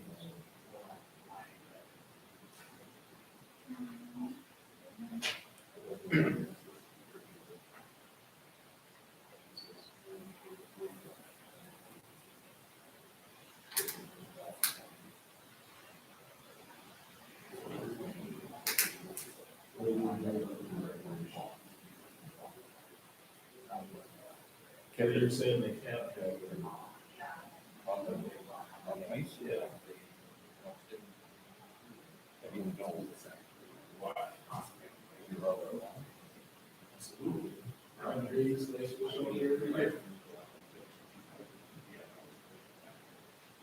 I think it's possible.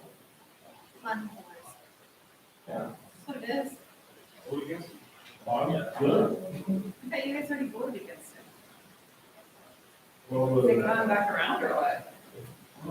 back again with all the same shit, with the exception of voting. I thought it, when we were still in that building, it was no motorized boats, and that was it.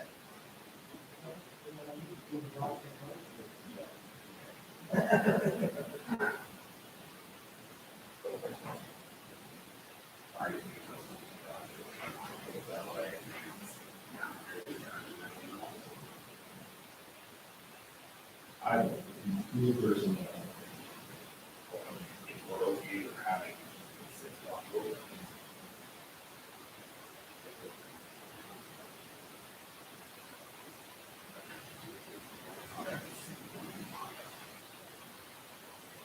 Especially with the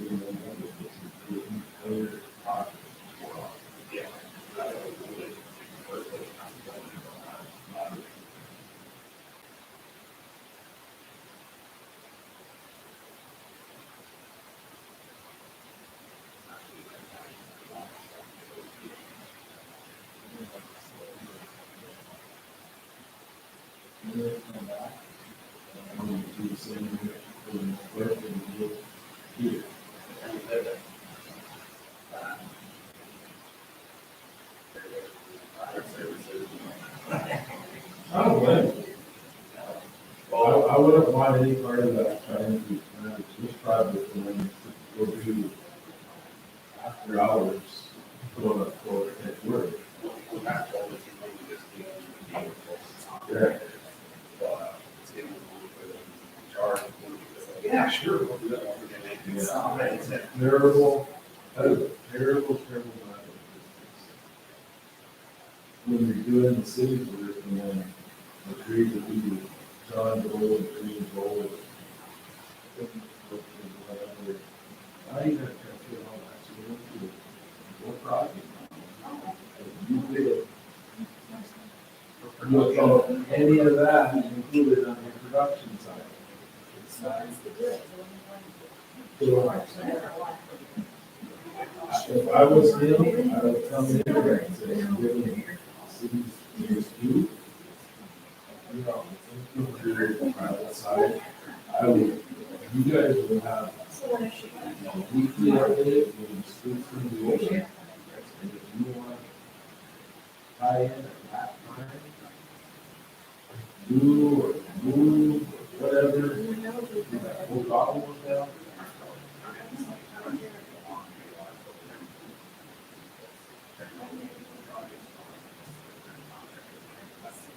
Yeah, well, we're not going to, prior to.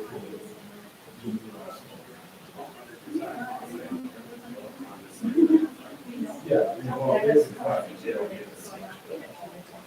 And there'll be a sign off. It's good, they cut it. Let's hear after this corporation. Yeah, I mean, that's all that. We're good, all. No, I mean, in period.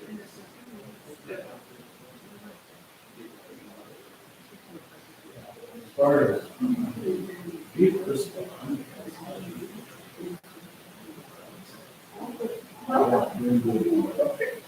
Because I'll tell you what it does.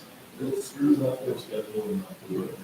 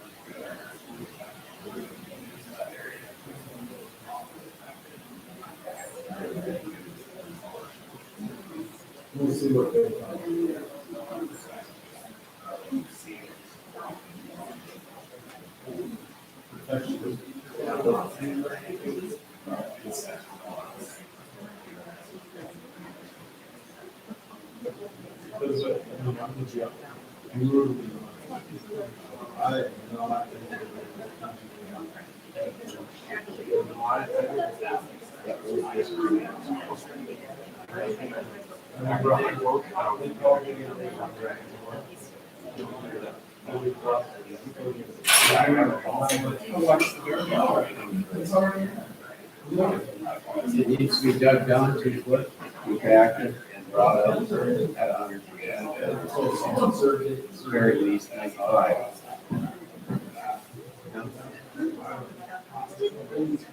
I honestly believe there needs to be some rock in that one. I think there needs to be some rock dumped in that one.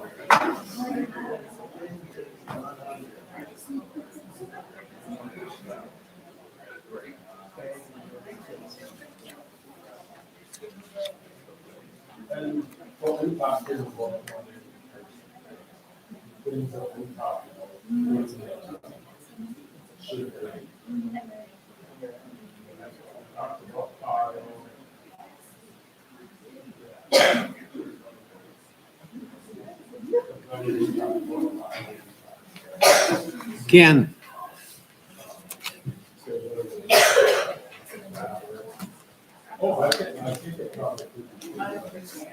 We ready to get back in it? Okay. Okay, we'll call the meeting back to order. Ken, did this application for payment, this pay request for JMac?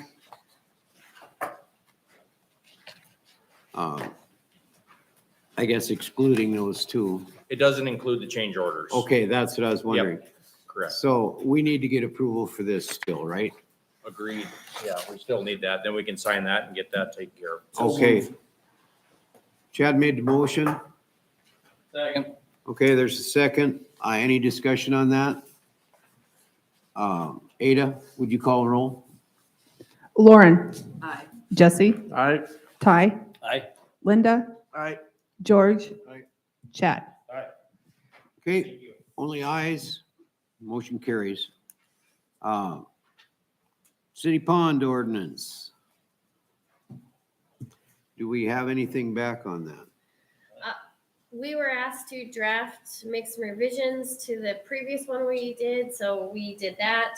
We'd also received some communication from Councilman Littlefield. We made a second one. I don't know, I don't see that that's in the packet, so. It is in our packet. I haven't. There's only one. Oh, is there supposed to be another? So do you want to go through what your changes are? Do you want me to do it? Doesn't matter. Basically, Yeah, what the change would have been is in the third paragraph, it says no person shall, and the one you have says no person shall swim or wade. Mr. Lopez said, no person shall enter the city pond or engage in any water-related recreational activities within the city pond. No person shall engage in winter recreational activities on the Stanley City Pond.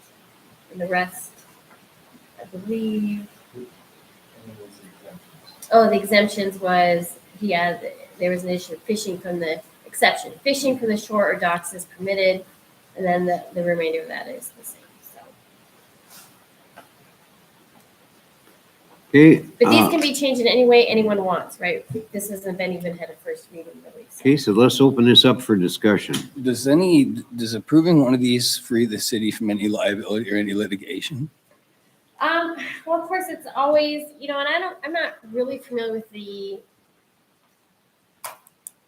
how the pond works, right? So for example, where there could be liability, and I'm going to give an example of, I grew up in a small town in eastern North Dakota, or at a farm near there called Niagara Dam, right? In the village of Niagara. And that was built, and this had like a kind of a dangerous undertow where people had drowned, right? In the past, right? So there was obviously no swimming in there because the way it was built, and there was a culvert, even very close to the shore, it could just like create an undertow and play under, right? But that could be a liability if you have something of that sort of situation, which is why you wouldn't want somebody swimming there, why you wouldn't want someone kayaking or stand-up waterboards, whatever, right? So it does eliminate some liability for the city. You are insured, of course, by NERDF. You also have limits of liability. They're set by the state legislature on top of that. But it does eliminate some sort of liability if there's some sort of, hazard within the city pond, because you own the city pond, right? It was created by the city. So there might be some inherent dangers there that you could have some liability for. But like with something like this in place, does that protect us from any liability? Oh, sure, because you put a warning up, you shouldn't be swimming. Whether or not that's successful at the end of the day in any litigation, that's another situation, or whether or not NERDF would go ahead and settle that claim anyway. I mean, those are issues that we can't speak to, but it does put people on warning that there's something dangerous that could happen, so please don't be swimming in whatever in the pond. My understanding when we asked for this, though, is that it was strictly just no swimming. That was my understanding, and that's what I was supporting. Okay. When I talked to Megan yesterday, part of the reason for simplifying the other version is, how do you say no swimming and then any other type of recreation that if you fall off of that recreation, you have to swim? If the cop drives by and you're swimming back to shore because you fell off of your paddleboard, it's still swimming. That's how it was explained to me. Yeah, I mean, you're trying to be inclusive, right? So you can't swim, but you can get on a kayak where you can fall in, and you could be on a paddleboard, you can fall in, you can be in a rowboat, or whatever, right? Like, there's all these scenarios where you are still going to be potentially placed in the same position. Yeah, so it just piggyback. But the pond is still stocked, so there'll be fishing. You can always fall in when you're fishing. I mean, Right. But if you're falling from the shoreline, you're not swimming, you're wet. off the dock, though. I would hope we're not falling off of our dock with the regulated railings and. I guess, But if we're assuming. I mean, then we're yeah, gonna if we want to assume be overly, I guess, Linda's Well, and I gotta correct myself. motion was no swim. yeah, no person shall swim or wade within the city of Stanley Pond. I thought that covers what we need to cover. And Do I you? agree with that. Okay. I totally agree with that. I just, Move to reject this Second. Okay, there's a motion and a second to reject this proposal. And that's only this proposal, but all in favor signify by saying aye. Aye. I guess I would make the recommendation that you come back with no person shall swim or wade within the city of Stanley City Pond. And just that. Simplified, Yep, That was exactly what was asked for in the initial motion. exactly. And that was all that was asked for. and Not, I would be totally in favor of that. I'm not, but I will vote for it because it's a whole lot better than what's before us. and I will agree with that. I mean, that the main thing, the whole thing was about the swimming in the pond. You don't want them in there That's right. because of that blue-green or blue algae, whatever. And who knows what else is in that pond. I don't know, and I'm sure not gonna go in and find out, Yeah. but I mean, like in my 2 cents, like I don't care if somebody wants to ice fish on the city pond. I don't either. Like, I don't think that. Or That- skate. I just don't care about that. I mean, Well, that's, I would to me- agree to go with revising this to a no swimming. I mean, all ordinances don't need to be 20 paragraphs long. You know, just simplified, there's absolutely no swimming, and I would stick with the $50 fine if they're caught. And I agree with that. Exactly. No swimming. We will have that. No swimming. And the fine, And the fine is whatever.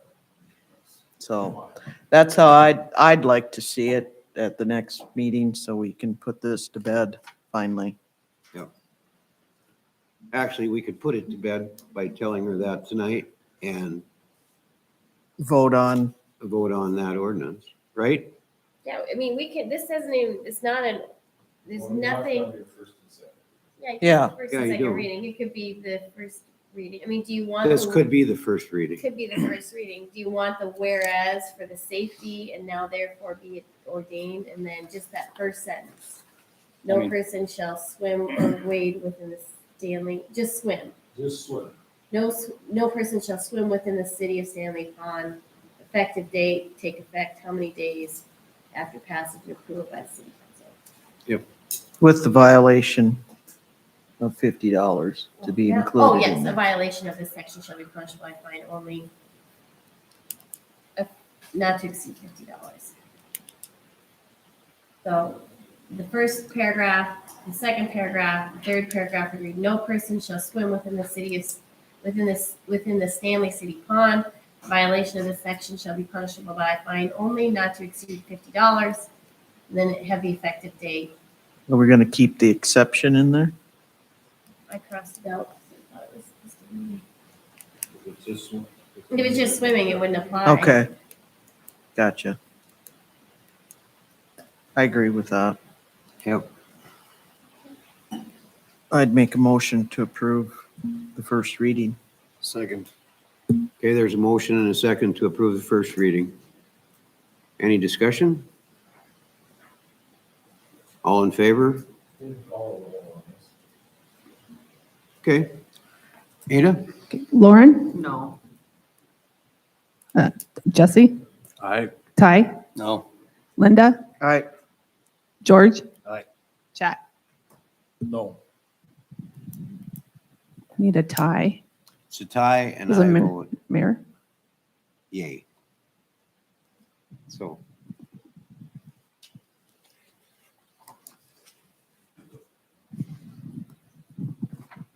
Motion carries.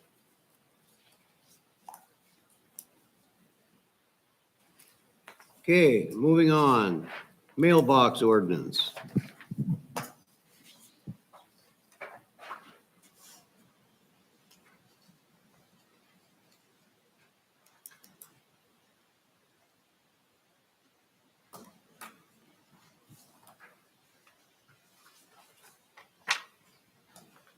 Any discussion on this?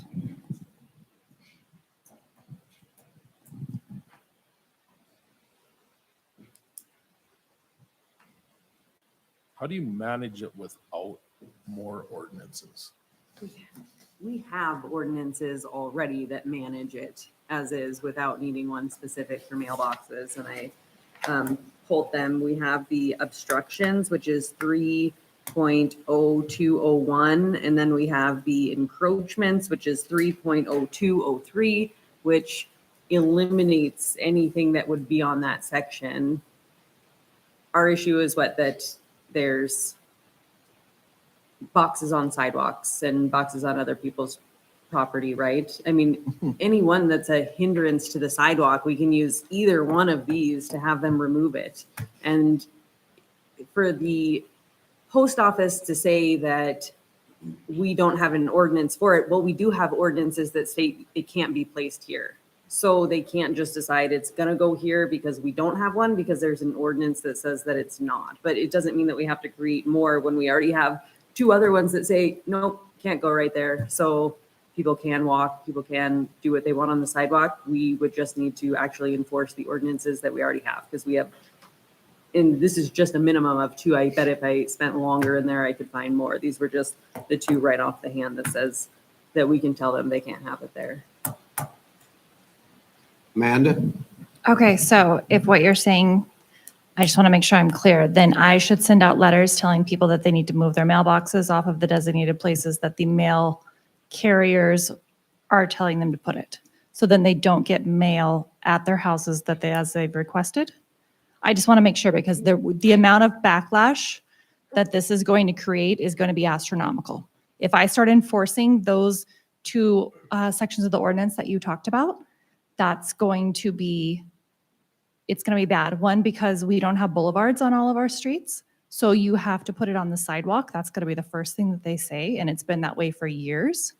How do I enforce it fairly? There is verbiage in one of the ordinances that says that allows for like a consent that would happen in there. And I think it states something along the lines of, I'll have to get to that one.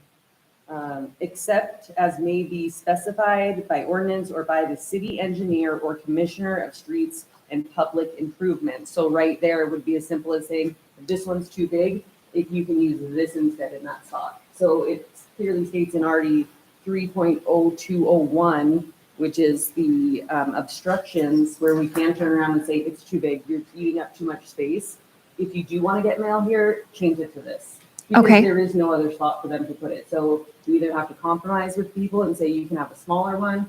If there's going to be 5 of them there, put it up on the corner so that they can do it that way. But it clearly already states in one of our ordinances that we have the right to make an exception to the rule. So people who have the giant wheels on there that eats up, or fancy ones, if you don't have the boulevard for it, then you don't get a fancy mailbox. Okay, so I would just like a little bit of on record, how much of the sidewalk am I going to allow people to cover up? Because they're going to want to know that, because it's their right to know that. And when I start sending letters, people start getting very defensive and they get upset. Curtis and I did talk to the postmaster back in December. Well, this was talked about December of 2020. When up on First Street Northwest, where Keith Anhorn lives, where you have to kind of turn, you're going west and you have to turn kind of north on the pavement. All those mailboxes, when they were going in there, Curtis and I actually met with the representative from the post office and kind of explained to him what would be the easiest for the homeowners and what would be the easiest for Public Works as far as snow removal, so that the 2 Public Works and the homeowners could get along and figure out, like, okay, when we plow snow, this is where we normally plow it, and we're going to plow 6 feet in front of your mailbox type of thing. And the post office basically told us, we have rules and the city rules do not apply. They're allowed to put them where we say they are, and that's it. They didn't even want to play ball with us. Definitely those exceptions, because I struggle with the city plowing in front of my mailbox, and I have to clear it out if Right. I want mail. So, and the city's not willing to not pile snow in front of there, so it's a back and forth where there has to be some type of compromising. Not every side's going to work, but I'd love to meet with the postmaster then and talk about our ordinances, and I'd be happy to go with you and Tuffy. I think that would be great to because talk if, about what's currently in our city ordinances that they would be required to how follow many- and how whatnot. many- But how many more ordinances, if we create a whole nother ordinance for mailbox, what's the difference? Now we just have, we already have two that say that that can't happen. Then we're gonna turn around and say this, at least in one of them, it says we can change it. If we're able to talk to the post office, then we'll have a better understanding of maybe they have an idea of what we can put in or create. they said that they have a list of appropriate approved mailboxes through their, whatever they call them, I don't think they call them ordinances, just rules. And that's what the property owners would have to abide by. And we asked if they would be willing to work with us to be able to like encourage the property owners to kind of say, you know, reach out to the city and say, hey, we're going to be putting a mailbox in front of your house. Where would be the best place to do that and kind of compromise? And it was met with a hard no. So if Well, If that you was can get- 2020. I know we have different people from the post office now. I'd love to double check because I can't I've- imagine that another one will make any bit of a difference if we wanted to set up some type of a meeting. that, I would be willing to that, but I How many also, cases are there of a problem with this? I mean, how many? well, peop- there's a lot of sidewalks that don't have boulevards. So you've got a mailbox right directly on the sidewalk. And if it's like Lauren said, if it's a tire, if it's a planter, if it's a, you know, whatever it is, it's eating up the sidewalk. Well, if you guys want me to enforce that, which I don't have a problem doing that, I need specific direction from you guys. Like, Well, is that's it, easy. That's is easy it enough. 12 inches of the sidewalk or more can't be covered? Is it half of the sidewalk? Do I need to, you know what I mean? Because these people are going to get upset, and when they want answers, I'm not going to be able to give them answers except for the council said, you can't do it. Do you know what I mean? Like, if, Well, I guess the way I see it, you still would have to have room to walk around it. However, we cover those sidewalks. We blade snow up on top of those sidewalks a lot Right. of times. And no one cares about sidewalk at that point. well, and normally a lot of the property owners do not even clean their sidewalks the entire winter. Well, So it's there- not there like you go. can So get down those anyway. I do agree with Lauren on this. We don't need another ordinance for something like that at that point. That was the point of my question. I was gonna, Was ordinance, ordinance, ordinance. You can write 100 of them. We've already got them on the books. Write another one. Well, big deal. Doesn't fix the problem. No. And mailboxes are a problem in certain areas of the town. So long as Linda and somebody I had can a walk neighbor by that had it, a Amanda, Whiskey barrel covered up 90% of the sidewalk. Right. So, Well, and I mean, on the corner there of Sixth and Sixth to the west of me, those have been there for ever. have they been a problem? I don't know. I guess I don't walk that way, but you can walk around them. I you used to can walk walk that around during them, my yeah. lunch. You But can walk around them. Can you they've and I been there stand next to each other and walk for- around it? No. ever, Get around it, and people have been getting around them for years. So, and it was never a Right. issue. That's kind of what I thought. I just don't want to see more ordinances. I think we have the ability with what we have to manage it. Let's find out if we can encourage it to be scooted back, if closer to backside of it or very front side of it, whatever. And if it gets plowed over when Tuffy and her people move snow, that's on the person that owns the mailbox. They can go shovel it out and stand it back up. Unfortunately, too, sometimes you'll live in a place that just can't have a mailbox, and that's just part of owning the house that you own. You're just not in a location to have a mailbox. So if it is hindering, then you have to go, what, most of everybody's within how many blocks of the brand new post office? So That, and there are some that have their neighbors' mailboxes in front of their house with theirs because the post office has dictated that this is the side of the street that we are having our delivery drivers or our carriers be on, not on your side of the street. So if you want a mailbox, you put it across the street at your neighbors. And I know that that is a little bit of a bone of contention also for some property owners. Now, mind you, that's a civil matter that has nothing to do with the city, but if we're talking about issues with mailboxes, that's, I think, one of them that I've been hearing about. See what their exact requirements are. 'Cause I mean, Sure. They do require certain heights and setbacks. Yeah. certain speed at what the mailbox would break off. Right. There's all kinds of rules there. Let's just check that out. And chase that down before we write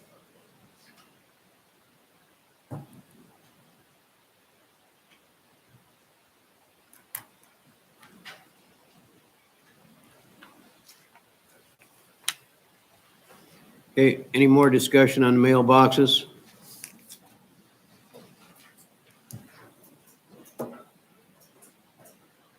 If not, we're gonna move on. Okay, recall special election. Our auditor is out. Right, Sure. yep, and Lynn had asked like for tonight's meeting here for the stuff for the recall special election for the council meeting to make a motion to determine the polling hours. And from the county, when she had talked to Jess about the county auditor, she had recommended like between 8 a.m. to 7 p.m. for that time, and then to designate a polling place, which I'm gonna probably, the city hall. And then Lynn had said she had got a couple of judges and a couple of clerks, but all but one, you know, she's waiting on one of them because they were gone over the weekend or out of town. So she'll probably have that inspector by the next meeting. If we have a special meeting or anything, she'll bring that to back to the council. And then also like another motion, she had wanted a motion for like hourly wages for the election officials. And then the county has paid $20 for their elections.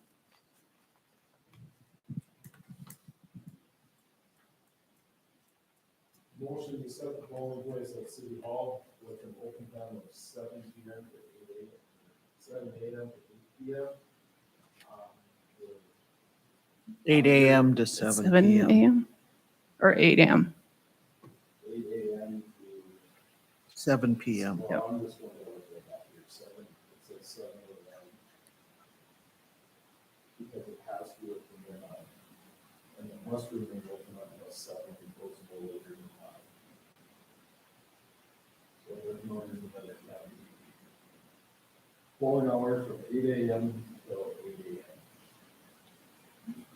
PM. I'm sorry. Yeah. And place the burden on the auditor to appoint the inspector, 2 judges, 2 clerks, and set the hourly rate at $10. I'll second that. And that's all in one motion, right? That's one Yeah. motion. Okay. Yeah, and the polling place, you, City Hall. oh, okay. And can I get a second? I did.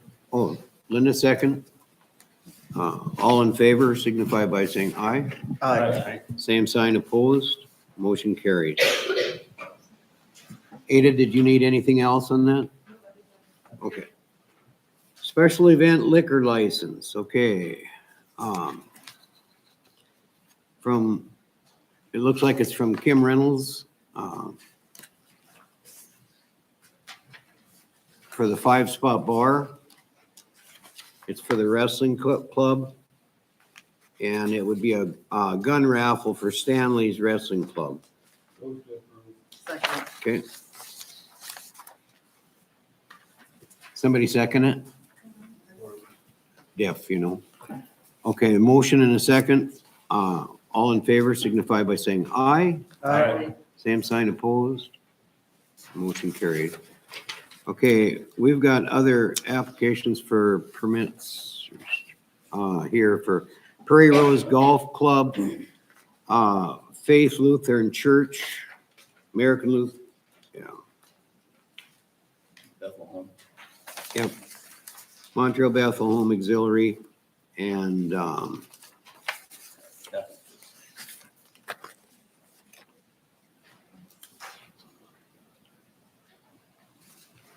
Should be 5. yeah, there are. Can I get a motion to approve? So moved. Second. Okay, all in favor signify by saying aye. Aye. Same sign opposed, Linda. motion carries. Okay, that was the gaming permits. Pledge securities.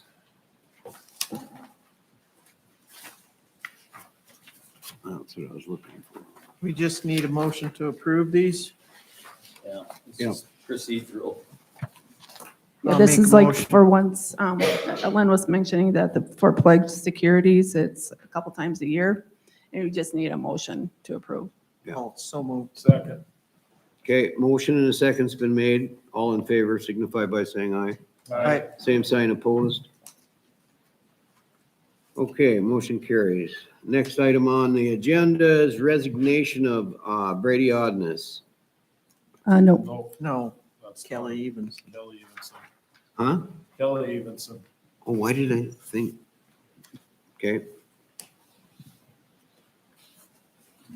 From the Housing Authority. yep. Motion to approve. Oh, Second. Okay, there's a motion and a second. All in favor signify by saying aye. aye. Opposed, same sign. We will need to find an appointment for that. Yep.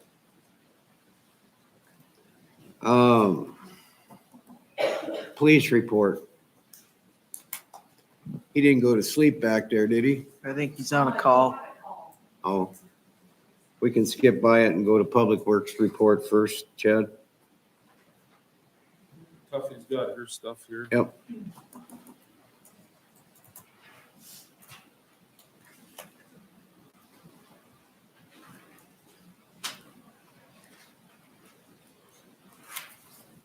Hello, on my agenda, I have a quote from Dakota Pump and Control for $3,080. It is to repair a lift station pump. What happened was that there was a crack on the motor housing flange that was causing water to enter into the motor cavity. Motion to approve the. Second. Okay, there's a motion on the table and a second to approve replacing that pump. All in favor signify by saying aye. Aye. Same sign opposed. Motion carries. Thank you. Did you have anything else, Duffy? No, thank you for approving the work to be done at the old water tower. That will look nice when it's all done. Yeah, well, Yep. okay, Good job on the design. Thank you. well, thank you for all you guys do. No, thank you. I'll pass it on to the guys. We appreciate it. Okay, the next item up is the auditor updates. So I have a couple here from Lynn. And the first one is I need a motion to reappoint Brandy and Ashley for another 4-year term for the Visitors Committee. So moved. Second. For what committee? The visitors. Visitors. Okay. Okay. Motion and a second, it's on the table. All in favor signify by saying aye. Aye. Same sign opposed. Motion carries. And then the other update was for the, Lynn had received a quote from the Stanley Laundromat in Tanning about the rugs. So I just, she had that included in the packet, just like what the cost would be. And however, it's not guaranteed, you know, like they would pick it up every week. So this is just like a little thing that they were providing. This, I did talk with her today about this. And we probably need to put this, we're gonna be having another meeting here soon. And it could be on that agenda, but, so she can explain this herself better, but the gist that I got is that basically they're not guaranteeing us that they can do it when we want and they can't deliver the stuff, the rugs and pick them up. So our people would be picking them up and delivering them when we needed them washed. Well, then what do you got down? Basically, we're gonna have to buy double rugs basically to do that. I mean, I had a rug service for a lot of years. Plus, this company that we have right now is supplying all the supplies for the bathrooms and stuff like that. And I'm not saying that we shouldn't look at the quote and stuff, but I'm saying until she comes and explains some of the stuff she did to me today, I think we should put this on hold. What'd you say, Chad? Move to table. Okay, thank you. Motion and a second to table it. All in favor signify by saying aye. Aye. Same sign opposed, motion carries. Attorney updates. I don't really have anything else other than we talked about, so I stand for any questions anybody has. You know what, I'm gonna back up. We didn't work with the chief regarding a mutual aid agreement regarding assisting other jurisdictions. But that can be deferred until the chief is here. Right. Okay. We're still working on that as of late yesterday afternoon, so. Yeah. I don't think it's in final form, but just so everyone's aware. Sorry, the chief wanted to tell me that he had to step out and help Sam, and that he did not have anything on his report. Okay. So I apologize.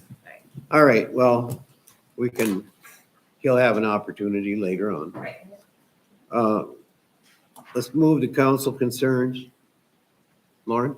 Yeah, I have a couple of things here. So the first, when I was digging into all of our ordinances, I noticed something in there that was kind of concerning, and it's in the Article 1, 3.0101 for supervision, and then 3.0105, duty of owner to maintain. And in both of those, it says that you have to go to the city engineer. Like, say you want to repair a piece of your sidewalk, which I don't think it should say city engineer. I think it should say Public Works Department or something along that lines. We only need a city engineer when Go ahead. a project, we're only required to have one when a project is over a certain dollar amount. So it just refers to having to go to a city engineer in both of those. And I don't think that we should have that in our ordinance. I agree. If I may, we had started redoing ordinances when we were still in the other building. I think Tim Holt was the council member that was on with the 4 department heads. But if anybody needs to repair their sidewalks, basically they come to me because that's, But it shouldn't be in our ordinance to have engineers. there's a lot of things that shouldn't be in the ordinances, So right? I would like to motion to have those rewritten to remove engineer. Is that a motion? That's my motion. Got a motion on the table to rewrite that ordinance, Second. and there's a second.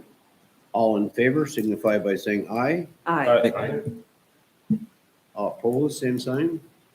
Motion carries. Thank you. Okay, and then my last thing on here is, I know we kind of talked about it in a Public Works meeting, is I know that the seasons are changing, so we're gonna be looking at the dump being closed. And I know that we're a little short-staffed right now. We are looking to hire an additional person, but I would like to see our dump open for trash at least once a month in the winter months. I know people end up getting stuck hoarding garbage, and I think it would eliminate a lot of stress come city cleanup time if we did allow people to have access to the dump. There wouldn't be so much to pick up. And I know that some things would be off limits during certain time because of weather, but it would be nice to at least maybe get the garbage truck over there, give people a chance to get rid of some trash at some point. Maybe one Saturday a month in winter months, or Something in the compactor or something. yep, with the compactor, maybe even if it's, 2 hours on a Saturday, like we do once a month. Not saying it needs to be every week, or every other week, just something, even if we do a trial in the not so freezing months to see if it is utilized, or maybe one season, just check it out, see if that's not an option. What do you think, Tuffy? So if people need to get rid of trash in the winter months, they either call myself or call City Hall to set up an appointment to go to the trash compactor. And then we work out a time with Circle Sanitation, so we're not going to be interfering when they are in there. And that's working out just fine with them doing that. I'm just worried about like that trash compactor in the wintertime is someone who's not a city employee, which is slip and fall. on that ramp because it is kind of steep. I meant like having the dump open and having somebody drive around and throw it in like we do now. But, like, you mean slipping and falling when they're getting out to put it, like, Well, what? I think what's kind of a miscommunication here, that the garbage truck could be parked by the compactor building so that we're not having to plow snow at the dump grounds. Oh, I get what you're saying. But not going into the compactor to throw it into the compactor. Because what there is, we do have to be cognizant. Ultimately, Circle Sanitation controls our compactor and the boxes that are there.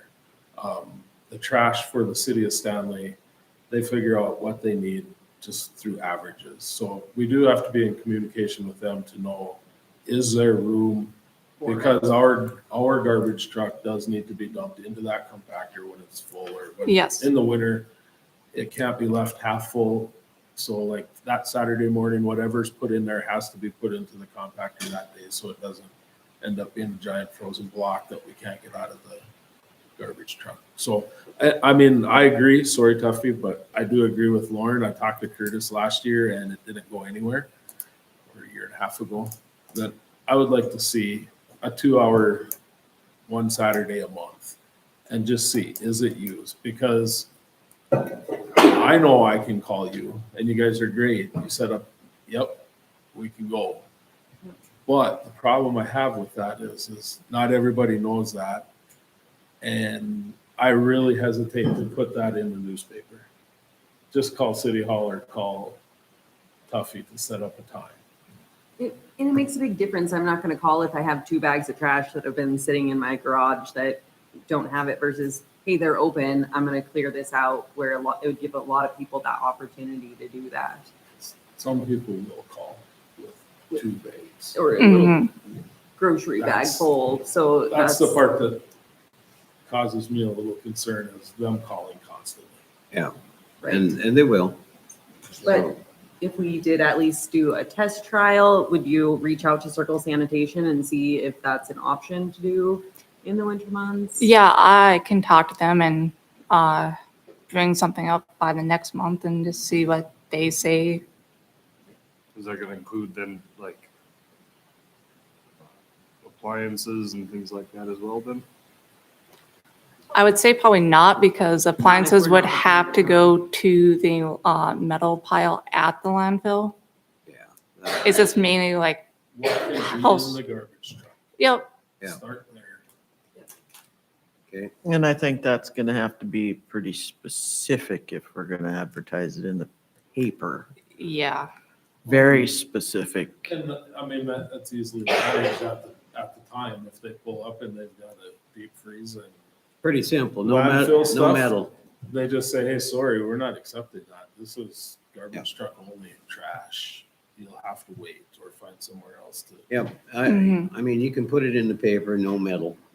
You know, it's only garbage, so, Right. yep.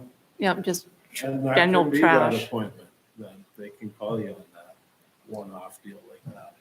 Yeah, when they show up, maybe they'll find out that they could set something up with you to drop something off at a future time, but at least we give people an opportunity. I mean, think about all the garbage that's created in the next few months. It would be nice to give people the opportunity to get rid of it. Mhm. Okay, I Lauren. have That's to. always a- Sometimes I'm overpacked. I mean, I already, That's always an option too. Did you want to make a motion then that we're gonna give it a trial, or do you want to just try it? What do you want to do? We need a motion. I think they can just find out the ins and outs from Circle and. Yeah, set let me on do a little Saturday, checking once and, a month, and we'll try it through January. Do a Sounds good. quarter, 3 months. yep. Okay, yep. Lauren, any more concerns? that's it. Thank you. Jesse? Ty? No, I'm good. Linda? George? No concerns, just a reminder that the R&T annual meeting is next Monday. Or no, not next Monday, Monday the 23rd at the Boy Scout building. Okay. Chad? I got a few. First question, I promised I was gonna check in on it.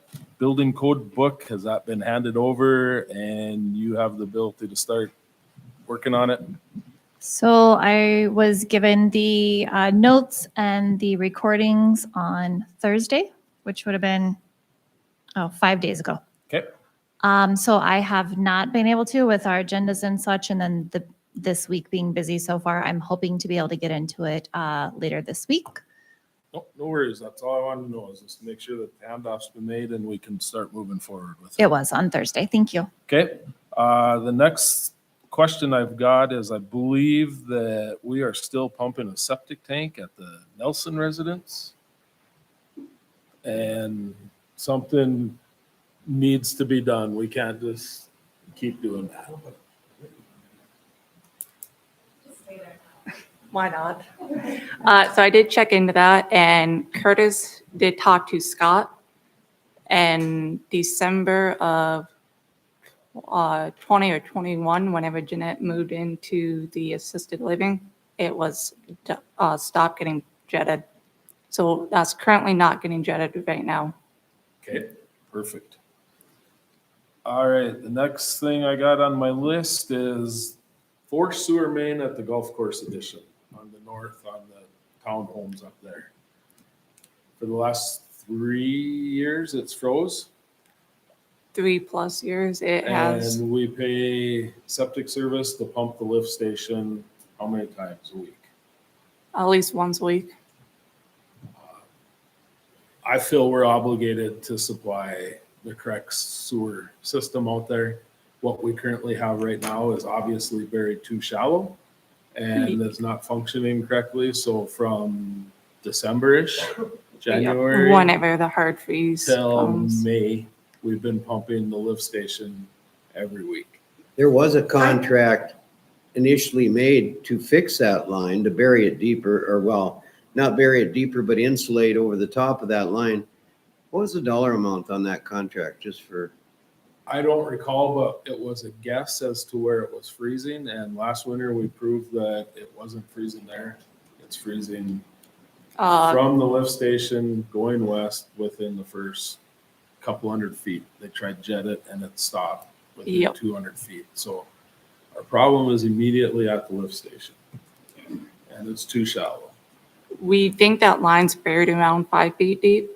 So It's a 2-inch line. It sits all night long with nothing in it. It flows backwards. I'm guessing there's a check valve in it so it doesn't all flow back into there. The line holds it, then it freezes, and then it's frozen, and then you're done for the year. I'd make a motion that we find a boring crew to go in there and bore in a new line to 8 feet, tied in on each end at the lift station and out in front of the city shop, approximately the old city shop. Somewhere in there is where the connection is, and be done with this because this is ridiculous. And I did bring this up to a boring company. They're not very easy to find. The boring company that's currently doing the bores over on the tie-ins on Country Estates, he's willing to do it right now because he's got a break in between pipelines out in the field. And the price he gave us was pretty dang good. I mean, it's $12 a foot.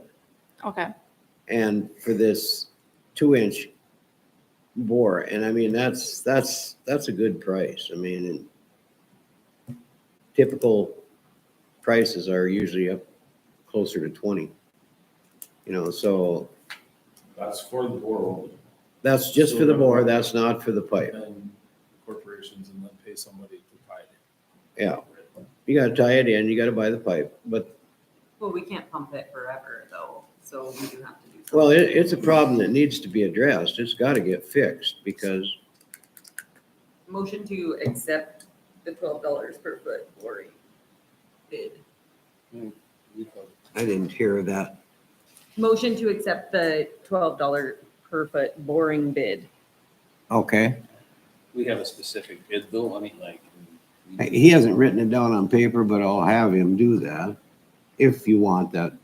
The guy has worked out pretty darn well. I mean, he did Jesse's, he didn't do mine. I did my own stuff, but, Because you can start now on it, right?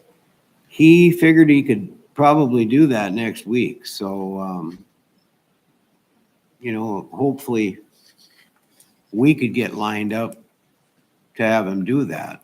Yep. And so what we're gonna need is we're gonna need a map. We gotta find the pipe for one Right. thing.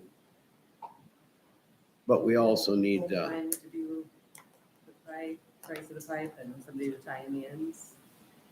What was that? Can you get quotes on, for the pipe and then people to tie in the ends? Yeah, I can check into that. I would like to have a bid put out though for the tie-ins, something that goes out to our Yeah. local contractors. I think so, Scott Tiller too. Moore. the only reason I mentioned that about a boring contractor is you could probably get bids from a boring contractor, but it's gonna be hard pressed to get them here this fall. And this one, just off the top of his head, I give a thought we good had already number. fixed it because we ended up buying that insulation, didn't we, from the first one, It's in first their set? shop. That was Yep. Sitting there. I thought we had done something to get it down deeper, but I guess it. We looked for it, we dug a giant hole where they thought it was at and spent the next 2 summers fixing the hole for Judy Drive. Yes, it was and very Never deep. did find the pipe. It's not the way to So do it's it not anyway. The fix, that's a Band-Aid to begin with, but, Okay, then I need a motion, well, there's a motion on the table to, but say it again. So, Oh, motion to accept the bid for $12 a foot to bore in from A to B, and then for Tuffy to get bids out to those contractors to tie in the ends okay. And a second? and to source the pipe. I'll second. Okay, George is second. All in favor signify by saying aye. Pose same sign. We will need that in writing from him, the $12. Oh, absolutely, yeah. So, okay, motion carried. Anything else, Chad? Yep, next thing I got is, so in the fire department will accept responsibility for the oversight, but when we built the fire hall, it was built to the property line. It sits on the property line. And then we put up a tower that sits on Prairie Home Furnishings property with an 80-foot tower. The liability in all reality falls to Prairie Home Furnishing because it's on their property. Now, I visited with Ryan on it. He said it's not a problem. He advised me not to be the person to talk about it because obviously Prairie Home Furnishing is owned by my brother and his wife, correct? I want to make that perfectly clear. He wants to give that property to the city of Stanley to relinquish the liability of the tower, which is owned by the city because of the fire department that is on that property. His only 2 requests were that he has a permanent ingress and egress for maintenance of his building, which stands to reason, because right now he does have access to it. And the other thing is that we pay the cost of writing up the quitclaim deed, if you will, so that he can pass that property to us Would it at have no to be expense to replatted? him. That was There's that was probably my have to be question too. platted. Well, that seems fair enough. So I'm gonna abstain from motion or voting or anything like that, but I just wanted you to be very clear that us as a city overstepped our bounds with where we put the tower, and I think it's a very generous offer to just deed that 20 feet of that entire block to us. Amanda looked at it, I'd like her 2 cents. I think that the replat would be a good idea if we could get Bros to go out and survey it, just so that we know exactly, because that is its own kind of little parcel in between the back of the fire hall and the back of their warehouse building. I'd like to know exactly, and then if if Brian and Tracy would like a certain amount away from their building, or kind of how that works, if there would be a little bit of back and forth input from them, maybe. I think as long as it's wrote into the description that they have, that it's perpetual or access in perpetuity. So And- that no matter who owns it, they can always have access to the backside to do service to the building. I would think you could put the access easement on the plat. Right. I think so, yes. Then you don't have to have a separate agreement. It'd just be part of the plat. So Right. that's redone. With the understanding that the owners now or in the future would be able, because do you guys have like locks on your gates, I'm assuming? That they would have access And that- if and they that get a would hold be of you granted or in whatever. that Okay. ingress and egress in perpetuity. Okay, somebody want to make a motion to that effect? So moved. Second. Okay, motion and seconds on the table. All in favor signify by saying aye. All right. Same sign opposed. Motion carries. And I got one final thing. Public Works Director, we have received enough applications, so this week we will be setting up interviews. Nice. That's it. That's it. Okay, we're gonna jump back to the police report. I told him you didn't have anything, but. Good evening. Sorry, I had to depart. I may have to depart again. Officers are busy. Things are going really well at the police department. The only thing that I really truly wanted to bring up is that I have 2 applications in place for our current opening. I'd like to get with the police committee and hopefully get those interviews set up for later this week or early next week so we can get that process started. Sounds good. At the time. That's it. Cool. Thank you. Thank you. Thanks.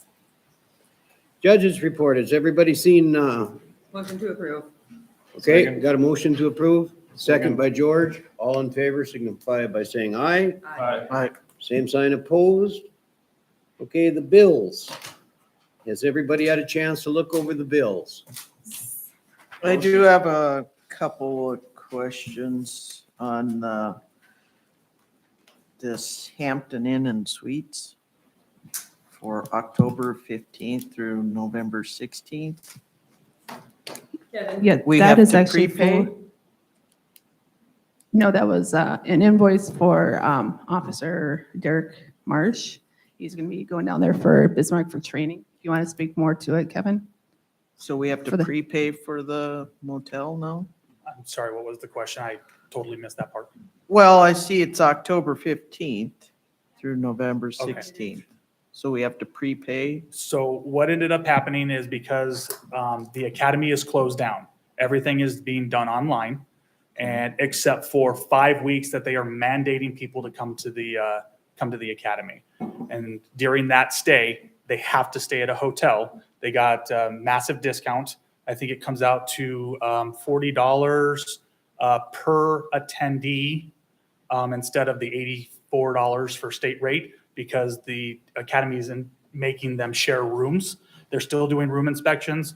Unfortunately, it was one of those things that we have to do because we can't postpone his academy. Right. And right, so, no, so instead of paying every week, we just paid upfront to be Okay. done with it the Okay. entire stay, because the last thing I want to do is really upset a hotel when I can just take care of it all at once. That's all. Well, I was just looking at the dates and I was like, okay, when we start Yeah. prepaying. No, but I was. I understand that. I was super unhappy that it came down this way, but I want to get him certified and get him out Oh, on yeah, the road. so- definitely, definitely. And then, I guess, well, if we're interviewing for another officer, but I was looking at the overtime for Chris Jenkins and Sam. That's 2,500 for Chris and 2,905 for Sam. We have been extremely busy. Okay. I'll look over those, but yes, we have been short. Okay. So, I just wanted to clarify on that. so. yes, ma'am.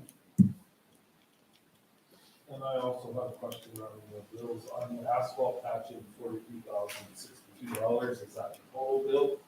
So there's some of that in there that is being assessed back to property. That is correct, yeah. We're paying the initial bill and then I will turn around and send out invoices to those landowners, property owners.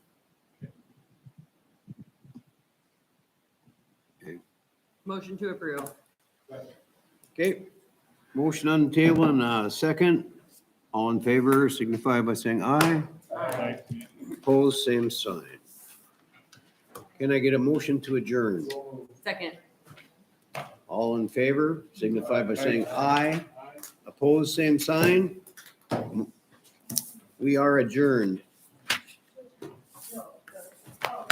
So for this Prairie Homes, then once we get the replat, then we'll do the whole thing.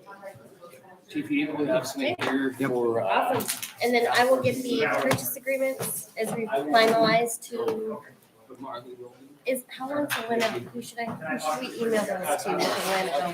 Or will she be forwarding them? Yes, she'll be out 1 or 2 days. Okay, so I can just email her those purchase agreements and this revised ordinance? Exactly, or, well, we